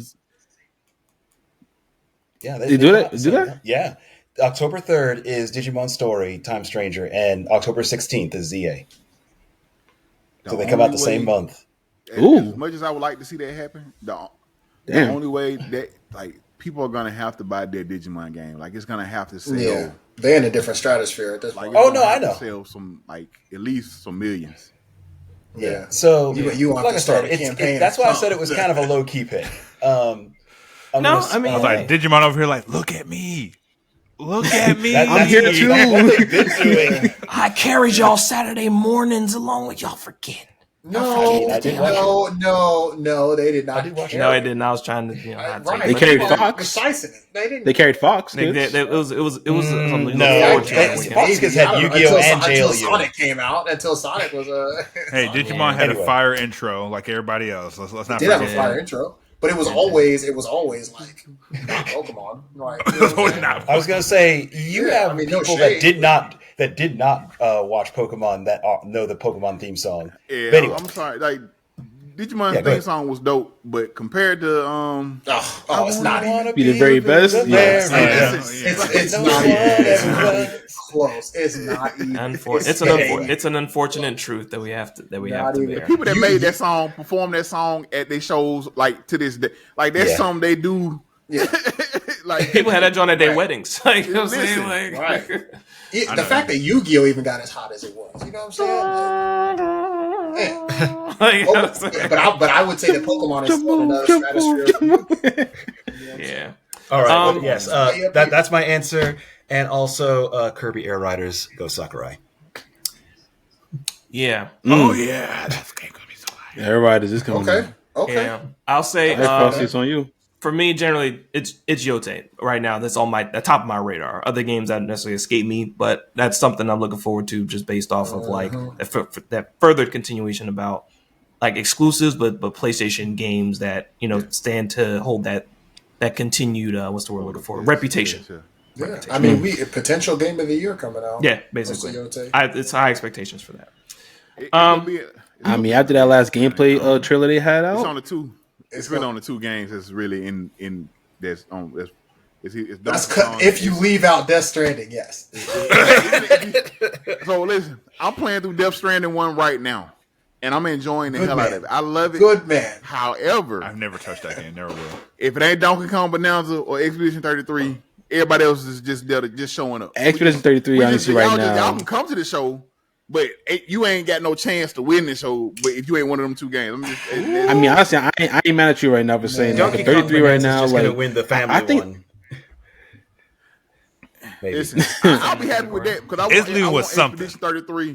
I'm leaving with I something. want Expedition 33 Look, to win it all. I want Expedition 33 to win it all. That's to me. Yes. I think they deserve to. I think Expedition 33 is the people's champ, no doubt about it. It is the people's They should champ. win. Do I think play it one Expedition day. 30? Do I think Expedition 33 is the best finish it video one day. game made this year? I don't, but I think it's the people's champ. I want it to win too. Low key, because I think what they're doing and what they did was great for the industry. I think it needs to win, right? I think just for that, I think it needs to win to show these corporations or whatever that they don't need these That's the people's 1,000-man teams and these big budgets to make a game of the year. You know what I'm saying? I will say, like I said, I don't think Death Stranding 2 is winning, but like Desert just said, it's leaving there with something. It's go leave with something because one, the way They're just gonna make a category. I know Kojima. right, his mouth around Hideo Kojima's parts. Hell yeah, he sure does. He sure does. Look, man, I'm cupping right under. I'm with him. Look, it's okay. Hideo Kojima is the GOAT, man. He leaving there with something. I'm that leaving game with is a something. masterpiece. Death Stranding 2 is a masterpiece, and there is no game that you will ever play in your entire life that is like it. That is 100% the fact, and that's why I think it should be for consideration. I think Ghost of Yotei is going to do what Ghost of Tsushima failed to do in beating out The Last of Us Part 2. I think Ghost of Yotei is going to, take Till this day, that is the dumbest decision I've ever seen. It was not a dumb decision. It wasn't a dumb decision. It wasn't a dumb decision. The dumbest decision. You're a hater. Like, you're a As hater. much as I would like I'm to not agree a hater. with As much as I would like to agree with you, when they showed the preview and folks were like, it looks like Assassin's Creed Shadow. First off, no the fuck it doesn't. Secondly, because I hated that people act like Ghost of Tsushima didn't come out and like Ghost of Yotei is building off Ghost of Tsushima. It's not building off Shadows. Shadows took from Tsushima, but Yotei is building off Ghost of Tsushima. Yeah. To be fair, I think they're saying that because of the story and how like the story of Yotei looks, and it's like very similar to Shadows. I guess it's another samurai game. I guess whatever the case it is, and it's like you got people out here saying that now. I'm like, bro, y'all just be quiet. I think it's mostly because of the story though, just too. Be quiet. And the female protagonist. It's the story, but it's also the gameplay was immaculate, and that's why Ghost of Tsushima was so good. But the reason why Ghost of Tsushima lost, Should have won Game of the Year. the reason why it lost to Last of Us Part 2 was because Last of Us had a significantly better cinematic story and one that we want to keep on watching. All right. Okay, no. All right, are we gonna go into? Okay, No, we are not. See, this is where the hate goes. The hate comes like this because I said Ghost of I Tsushima. said, what did I say? No. Hold on. You no, wait a second. Wait a second. I said, look, the difference. I'm going to tell you what my issue with Wavy is, man. It's because if Ghost of Tsushima won, you can mute me, but not him? Okay. I mean, yes, exactly. You was talking very solid point. Very solid point. That's okay. I'm back. The mute ain't working. Okay, no, but seriously, like I'm trying to wrap it up. Now y'all take it. So the issue was, if Ghost of Tsushima won, I'd have been like, all right, cool. But Wavy not giving respect to Last of Us Part 2 because he think Last of Us Part 2 wasn't as nice. And I think that's wrong. Last of Us Part 2 was great. It wasn't as nice. It was as nice. He said it wasn't as He said, I'm staying on business. Last of Us Part 2. Last of Us Part 2 was a good game. It was a great game. I'll say it was a good game. That's just my opinion. It was a great game. I just think that Ghost of Tsushima, with the story, the gameplay, everything about it, I think it was just more fitting that year for Game of the Year, other than like a sequel to a game that like I think it was good that they made it. I don't think it was needed. I don't think it was needed. But it was good. I didn't say it was. I didn't. But you didn't hear me say that it wasn't a good game though. But by that metric right there, Ghost of Yotei should be bumped down the list this year. And it might be. But I don't think it should be because if it's fire, it should be considered. Like I think think Spider-Man 2 was fire on top of Don't worry, Frosty, I'm doing the same thing. I'm like, wait, what?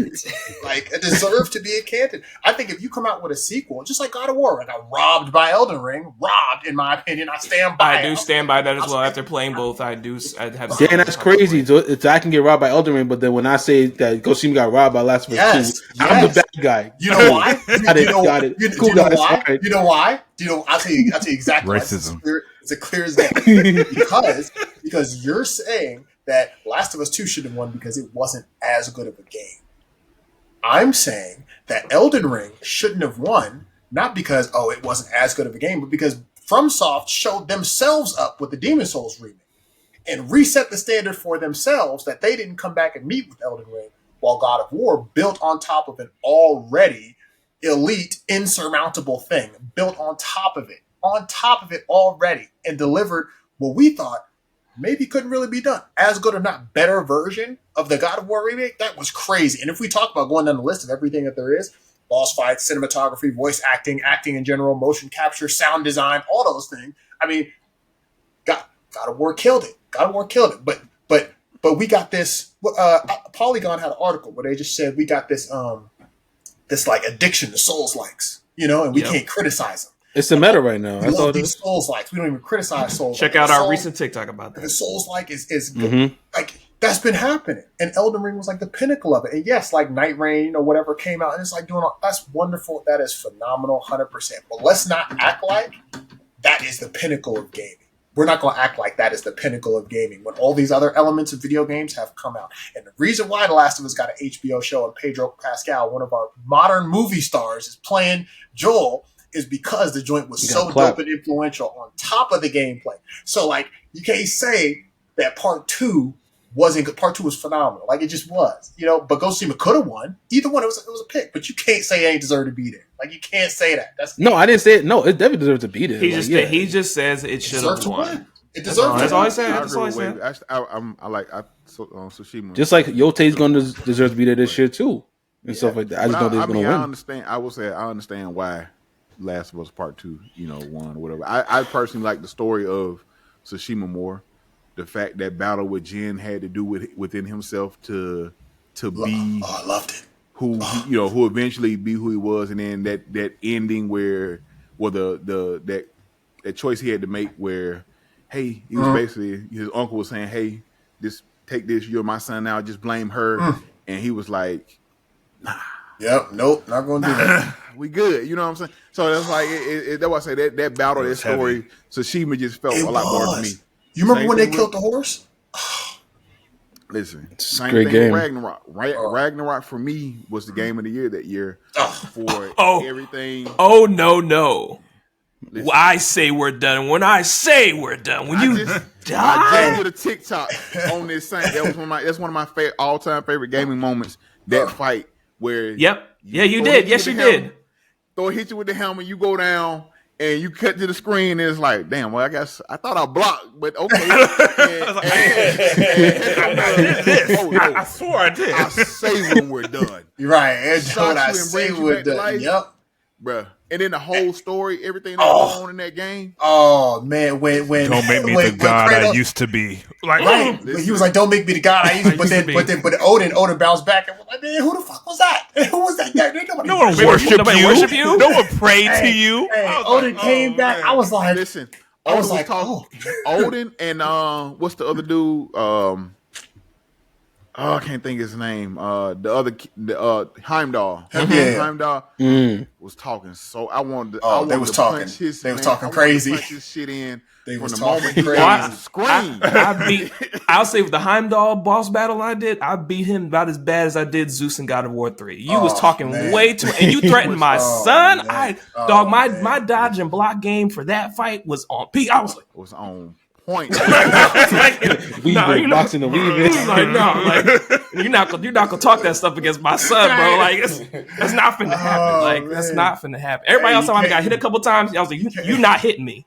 You're not hitting me. Kratos is undefeated, bro. Kratos is undefeated. You can't. I don't know why these guys try to fuck with Kratos. I don't know how you look at this man and see what he did in Greece and say, "Oh, I want to fight him." That's like that's the same. It's the same people that still shoot bullets at Superman, knowing who he is. That's different. Or try to swing on Batman, knowing who he is. That is different. They up against the wall. They like a corner fox. That's all they could do. No, they are not. No, they are not, because they could clearly leave. Listen, shooting bullets at Superman, you just stupid at this point. You have no other option. I guess you just leave in the situation. It's not working, guys. Shoot more. Batman. Listen, yeah, I know who. Only reason I'm saying this because we know Batman is just he's a well-trained martial artist. However, he's well written. He's still a regular man. Yep. I'm swinging. He still bleeds. I'm swinging. Listen, hey, no bullshit. No bullshit. I mean, I carry. You know what I'm saying? Look. You know what I'm saying? If it was me in an alleyway, this Batman, he's trying to fuck me up, break my arm, shit, I'm swinging too. Well, in that scenario, but you don't. My point is that you know the history, like of Kratos. You didn't have to mess with him. Baldur did not have to go to his house. Yeah, Baldur went to his house and asked for Baldur thought he couldn't die also. Well, he couldn't. For the longest time, he was right. Until he walked up on Kratos. That's why whenever people say, "Oh, Kratos versus Kratos," I ain't never died before. Like, I ain't never died before. Right? Kratos like, not yet. Kratos said, "Not yet." I'm like, every time people do, "Oh, this person versus Kratos," I'm like, bro, have you seen every time the odds protect against Kratos? He has killed them. That's just what happened. He has killed them. Like you can't say that. Oh, Kratos versus this person. It sounds like every boss battle Kratos has been in. That's what it sounds like. A big ass hell bar, and then Kratos ends up slicing that motherfucker's neck. Like, no. Or better, one of the most savage ways, other than beating Zeus to death, was when he pulled Helios' head off of his body and used it as a flashlight. Oh yeah, that was fire. Mm-hmm. But that caused him a lot of trauma though. But it was. I thought it was more fire when he took Hermes and cut this motherfucker. Cut his legs off and put his shoes on. Oh man, that was tough, bro. So when you talk to, I know this is a whole other conversation. When we talk to Atreus, and Atreus is like, know nothing of who I was. Your daddy was a savage. You don't need to talk. That as a parent. So a different aspect of it. As a parent. Listen, I've had to have that conversation with my kids. So, you doing something. It's like, hey man, like, listen, I'm trying to tell you, especially you get to a point where they doing something like you don't understand. I'm your, you know me as dad. You don't know me as the other guy. You don't want to know that other person. So I suggest you listen. You know, dad. You don't know HH. Let me just tell you now. You don't want to get to know that person, my boy. And I be like, so I understand that, like what he was saying. You don't.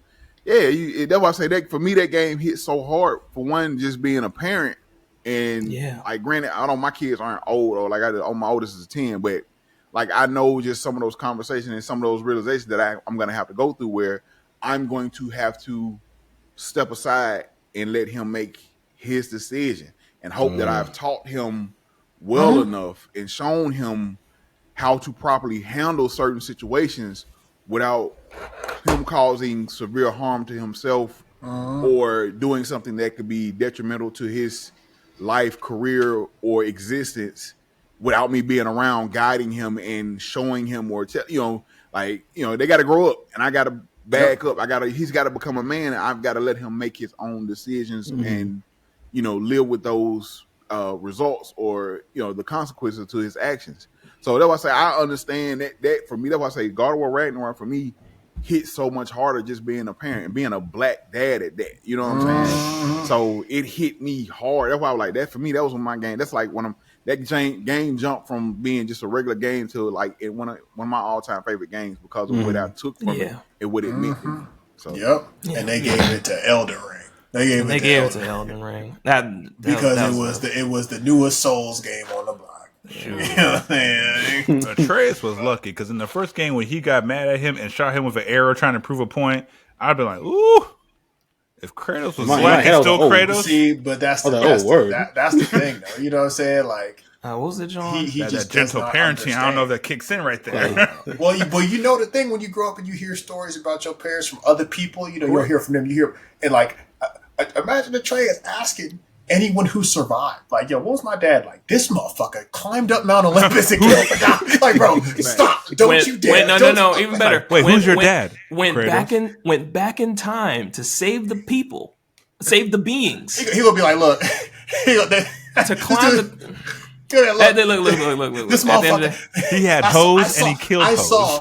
I saw your dad. I saw your dad get hit with a pillar from Ares from 100 miles away, and then your dad climbed out of hell and killed him. That's what I saw. Like. You better listen to your dad, boy. And then impaled by your granddaddy. With the blade of the gods, right? Climbed out of hell again. You heard about Hercules, right? Oh yeah, your daddy. You know where he is? Me either. He did.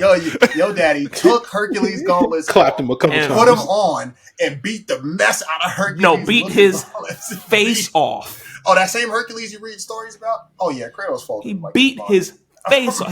His face is unrecognizable. If you swam in the pool at the God of War 3 and you see Hercules in the pit when you fall in, you don't recognize him anymore. But that's another conversation for But with a legacy like that, we looking at Atreus like, what you about to be? Yeah, it's curious how they'll carry that in his legacy of him being who he is. Because he's going to get older, and as much as we want to keep on playing as Kratos, which I don't think they should go away from Kratos personally. I think they should keep Kratos as the main character. But I do want Atreus to become like a co-main. Like I'm down with that too. Because I need him to like pop in and out, but I'm still Kratos. Yeah. And they did it. They did it in Ragnarok. I want more of Atreus, but I don't know if I'm ready to part with Kratos yet. Yeah, that's the thing. I'm with you. I don't want to so do it like you did with Spider-Man 2 in the sense of have Kratos around and you still do stuff with him, but put the focus and the shift towards Atreus. Like, and you're gonna have. So I'm gonna say this: they're going to keep from having to retrack and do this all over again and put Kratos in front. This is going to have to be well written. And it's going to have something to go where Atreus can take on the mantle of the God of War. Like something's gonna have to happen. And I say that to say this, I don't want it to happen. Kratos is gonna have to die, and that's what's in not ready for that Atreus. And that hurts to even think about. That's what I'm saying. In order for Atreus to become that person that we want, that we got from Kratos, someone or something is going to have to put Kratos down. Yeah. Like, and he's gonna have to be there to witness this. Like, that trauma that his dad went through, he's gonna have to go through that same thing. Something had, like, Kratos, they took his family, all this stuff.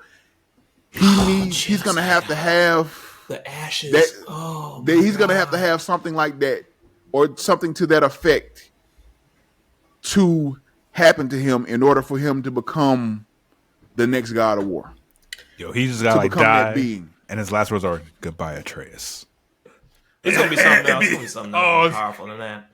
There's going to be something hitting. No, that's powerful because he always calls him boy. He calls him Atreus like 5 times, maybe. Oh, I see what you're saying. The 2 games. His name. It's gonna be some other John or whatever, and be like, something about your mother. I don't know. It's gonna be something like, I'll see your mother. So it's gonna be something like some words they traded. It's gonna say back. It's gonna be like, wow, you know what I'm saying? Like, or I'm proud of you. Something like that. You know what I'm saying? Even if they said like, or he somehow gets trapped in somebody's underworld and Atreus has to save him or something like, something like that. Because he is also he's also a god. So you know what I mean. And that could work. You could kill Kratos in something. And kill Atreus him off goes save him. There you go. Picks up the blades of cat. You know what? Anyway, we can't. We making the game right now. Sony Santa Monica. We can't do this. We just helped you write God of War, whatever. I would love for Kratos to just step away, man. I'd love for him to pass the blades on and say, look, like, you now are going to like for Atreus to earn Kratos' favor, to where Kratos says, I feel I can step away now, because you got it. And I'm going to grant you my blades and grant you my stuff. And the axe or whatever. You're going to give him the axe and the blades. Yeah, and he'll be like, you go and make me proud now. And Kratos, and he might consult Kratos for wisdom. Carrying your father and your mother? He does. Exactly. Well, no. does that after he saves him from the underworld. Listen, I still say you got to kill him. You're going to have to do something direct and give him the chance. He can save them. He comes back. He doesn't have the same. And this is how you could do it. You kill him. Atreus goes and brings him back from the underworld, but he comes back. He doesn't have the strength and all the stuff he has now. So he has to step away. He has to go off to the side. That's how you make that happen. That way you can't just bring Kratos back when the series is not doing well. Like, you have to figure it out. Yeah, and that's what a lot of game or developers don't want to do. They don't want to figure it out. Move on from that person. Because if you're going to continue the series, either stop making the series altogether or figure it out and make the new stuff work. We're saying this right here on Phuca-Pod, and we'll see what the game looks like in a couple of years, or the announcements or anything like that. Mm-hmm. Okay. Yeah, I mean, yeah, that I agree, but other games have tried that. Sergeant Locke, but all right, let's go. And that's what I'm saying. People talk about Halo. What Halo was at Halo 5, right? Mm-hmm. Where they brought in Sergeant Locke and tried. I didn't play Halo 5. I've heard some people I've heard from some people they like they like the campaign. Some people, a lot of people didn't. They didn't like Sergeant Locke. But it was the same thing of you have to find a way to figure those out, because if all you're gonna do is just carry on the Master with Master Chief, I mean that's fine, but how are you gonna keep telling the same? I ain't gonna say the same story. But basically, ways to do the story. It's basically is, and that's the thing. Like I said, we can wrap up, but they had a way to do it, and the twist that they did to the narrative, basically what we got in Halo 5, it just didn't do it justice. But anyway, yeah, I understand. It's that gap is that they tried, and I think that's another episode. Again, we got like 3 episode ideas out of this whole episode in general. But there you go. with that being said, that's a wrap, squad. Be sure to check out our content anywhere on the internet at Phucaname, Phucaname. Check out all of our available content platforms. I've been your host, Frosty Phoenix. Google me, FROSTYPHENIX. That's FROSTYPHENIX. See all the content I've got there. Squad, close out with your social, starting with our guest that came for us today. Once again, man, first off, I just want to thank y'all for inviting me and letting me come on and have a conversation with you guys. I truly, truly, truly enjoyed this. Anytime y'all need somebody, I would love to come back. You guys are cool. I'm glad I got a chance to be on here with you all. So thank you again for giving me the opportunity to be on your platform and just, yap about games and stuff that I love. Second, I am the Husky Hokage on everything, man. You can find me at TikTok, Twitter, Twitch. Yes, I still call it Twitter. I can't get with calling it X. I think it's porn site. We all do. Don't worry about it. Instagram, YouTube as well. Also, and I have to get, and we can make it so everybody can come on. But I have a podcast as well with my cousin. It's called Victory Road, a gaming podcast. We talk about games. As you see the logo. It looks like it is. You know what I'm saying? Love controller. Nice. It's me and my cousin. We talk about games. We'll have to get you guys on or whatever. And we'll definitely set something up. But we do, once again, we talk about games. We bring gamers on, people who are in the industry or just gamers in general, interview them. And then we have episodes, like I said, where we discuss certain games or things of that nature. We have fun. We cut up. We laugh. But once again, like I said, y'all can find me anywhere and everywhere at the Husky Hokage. Be sure to check me out, man. Make sure if y'all on TikTok, go give your boy a like and a follow, man. I'm trying to get the goal. My next goal of 5,000. So, yeah. Feel that. Well, shout out to Husky Hokage, man. We appreciate you coming by and all that. You know what I'm saying? Great guest. You know what I'm saying? Thanks for accepting the invitation. Of course, y'all hearing the voice of Wavy God right now. Of course, you follow me on IG, WAVIIGAWD_, or follow me on X, WAVII_GAWD. Of course, it's Nika Lover, anime watcher, video game player. And shout out to Nike with the Yu-Gi-Oh collab. They're about to release on September 2nd, I believe. They're about to because they're about to make like a Yu-Gi-Oh, like how Joy. I think Joy Wheeler used to make wear like the Air Max 95s in the manga and the anime. So they're basically making a collab with the Air Max 95. So shout out to them. Hopefully that does sell well and all that kind of stuff. But it's Wavy God here, of course, and I'm out. Next squad may year up, man. Word. This is Corner Fox, aka One Speed Wanda, aka Leroy Justice. You already know it's been great, man. Shout out to Big Hus, man, the homie. This was a good session. Corner Fox is more dangerous than the Jackal, man. Hideo Kojima always gets the shout out, man. Play Death Stranding 2. Make sure look, man. If you ain't seen The Woman King, see The Woman King. If you ain't seen Fantastic Four, see Fantastic Four. If you ain't played Death Stranding 1, play Death Stranding 1, then play 2. You know what I'm saying? Like, it's all stuff you need to do. Keep rocking with us, man, at Fukunama. You can find me there or on Instagram at Sonny Burns, but I ain't really active there. SANIBURNS. You know, do what you do. You can follow me. I may follow back. You know what I'm saying? It's all good. But you can always find me with the gang at Fukunama. It's all good. Drop us likes, comments, subscribes, all that, man, and let us know what you like and what you don't like. We always here for a good, healthy debate. We got takes. We got all of it. So keep rocking with us. I just want to say one last thing. I forgot to say it because it's a little bit of an achievement to me. Anybody that's in or going to be in Atlanta or around Atlanta, I will be at DreamHack Atlanta. Your boy got a credit invite, so I'll be there, man. Ooh. So anybody that's going to be in that area, nice. Come holler at your boy, man. But yeah. That's what's up. Here we go. I just love that corner over here. It's like, hey, my IG's dusty, but still go there though. Check me out. I mean, you can if you want to. Look, it's no pressure. it's no pressure. But it's your guy Desert Skies, and I just wanted to mention because I realized, and I feel like a bad friend. It was somebody's birthday yesterday. Wavy's birthday yesterday, so shout out to Wavy one more time. Hey, you late? We already gave the shout out, but hey. I'm doing it again at the end because I wasn't here in the beginning. What's up? No, I'm just playing. Now, we did it before the recording, but nah, man, yeah, absolutely. Yeah, good looking. You always got to shout out your friends. He did not go to Olive Garden for the I did not. Which is crazy. This is crazy. You didn't get the chocolate mix? He be at Olive Garden. He be at Olive Garden. You better get them motherfucking breadsticks, bro. What are you doing? Wait, go to Red Lobster. Get the cheddar biscuits. Get the cheddar biscuits. Get the crab boil now. They got everything over there. Nah, just go to another crab place, bro. Just go to our seafood place. Get the boil. You know what I'm saying? Don't get the mixed boil at that. Anyway, shout out to Wavy. Just want to say happy birthday, bro. Every year of gaming, every year you keep gaming, living your life. We're always happy to see that because the way the world is, you never know. So I'm always happy to shout my friends.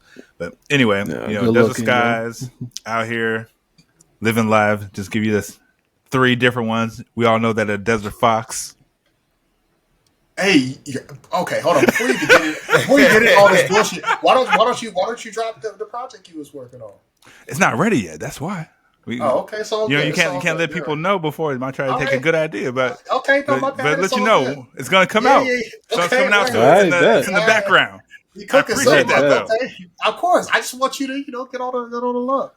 I'm gonna switch it up because of that shout out for a future project. A Desert Fox is just as cool as a Corner Fox. A Desert Fox collects as many coins as a Corner Fox. And you know what? A Desert Fox,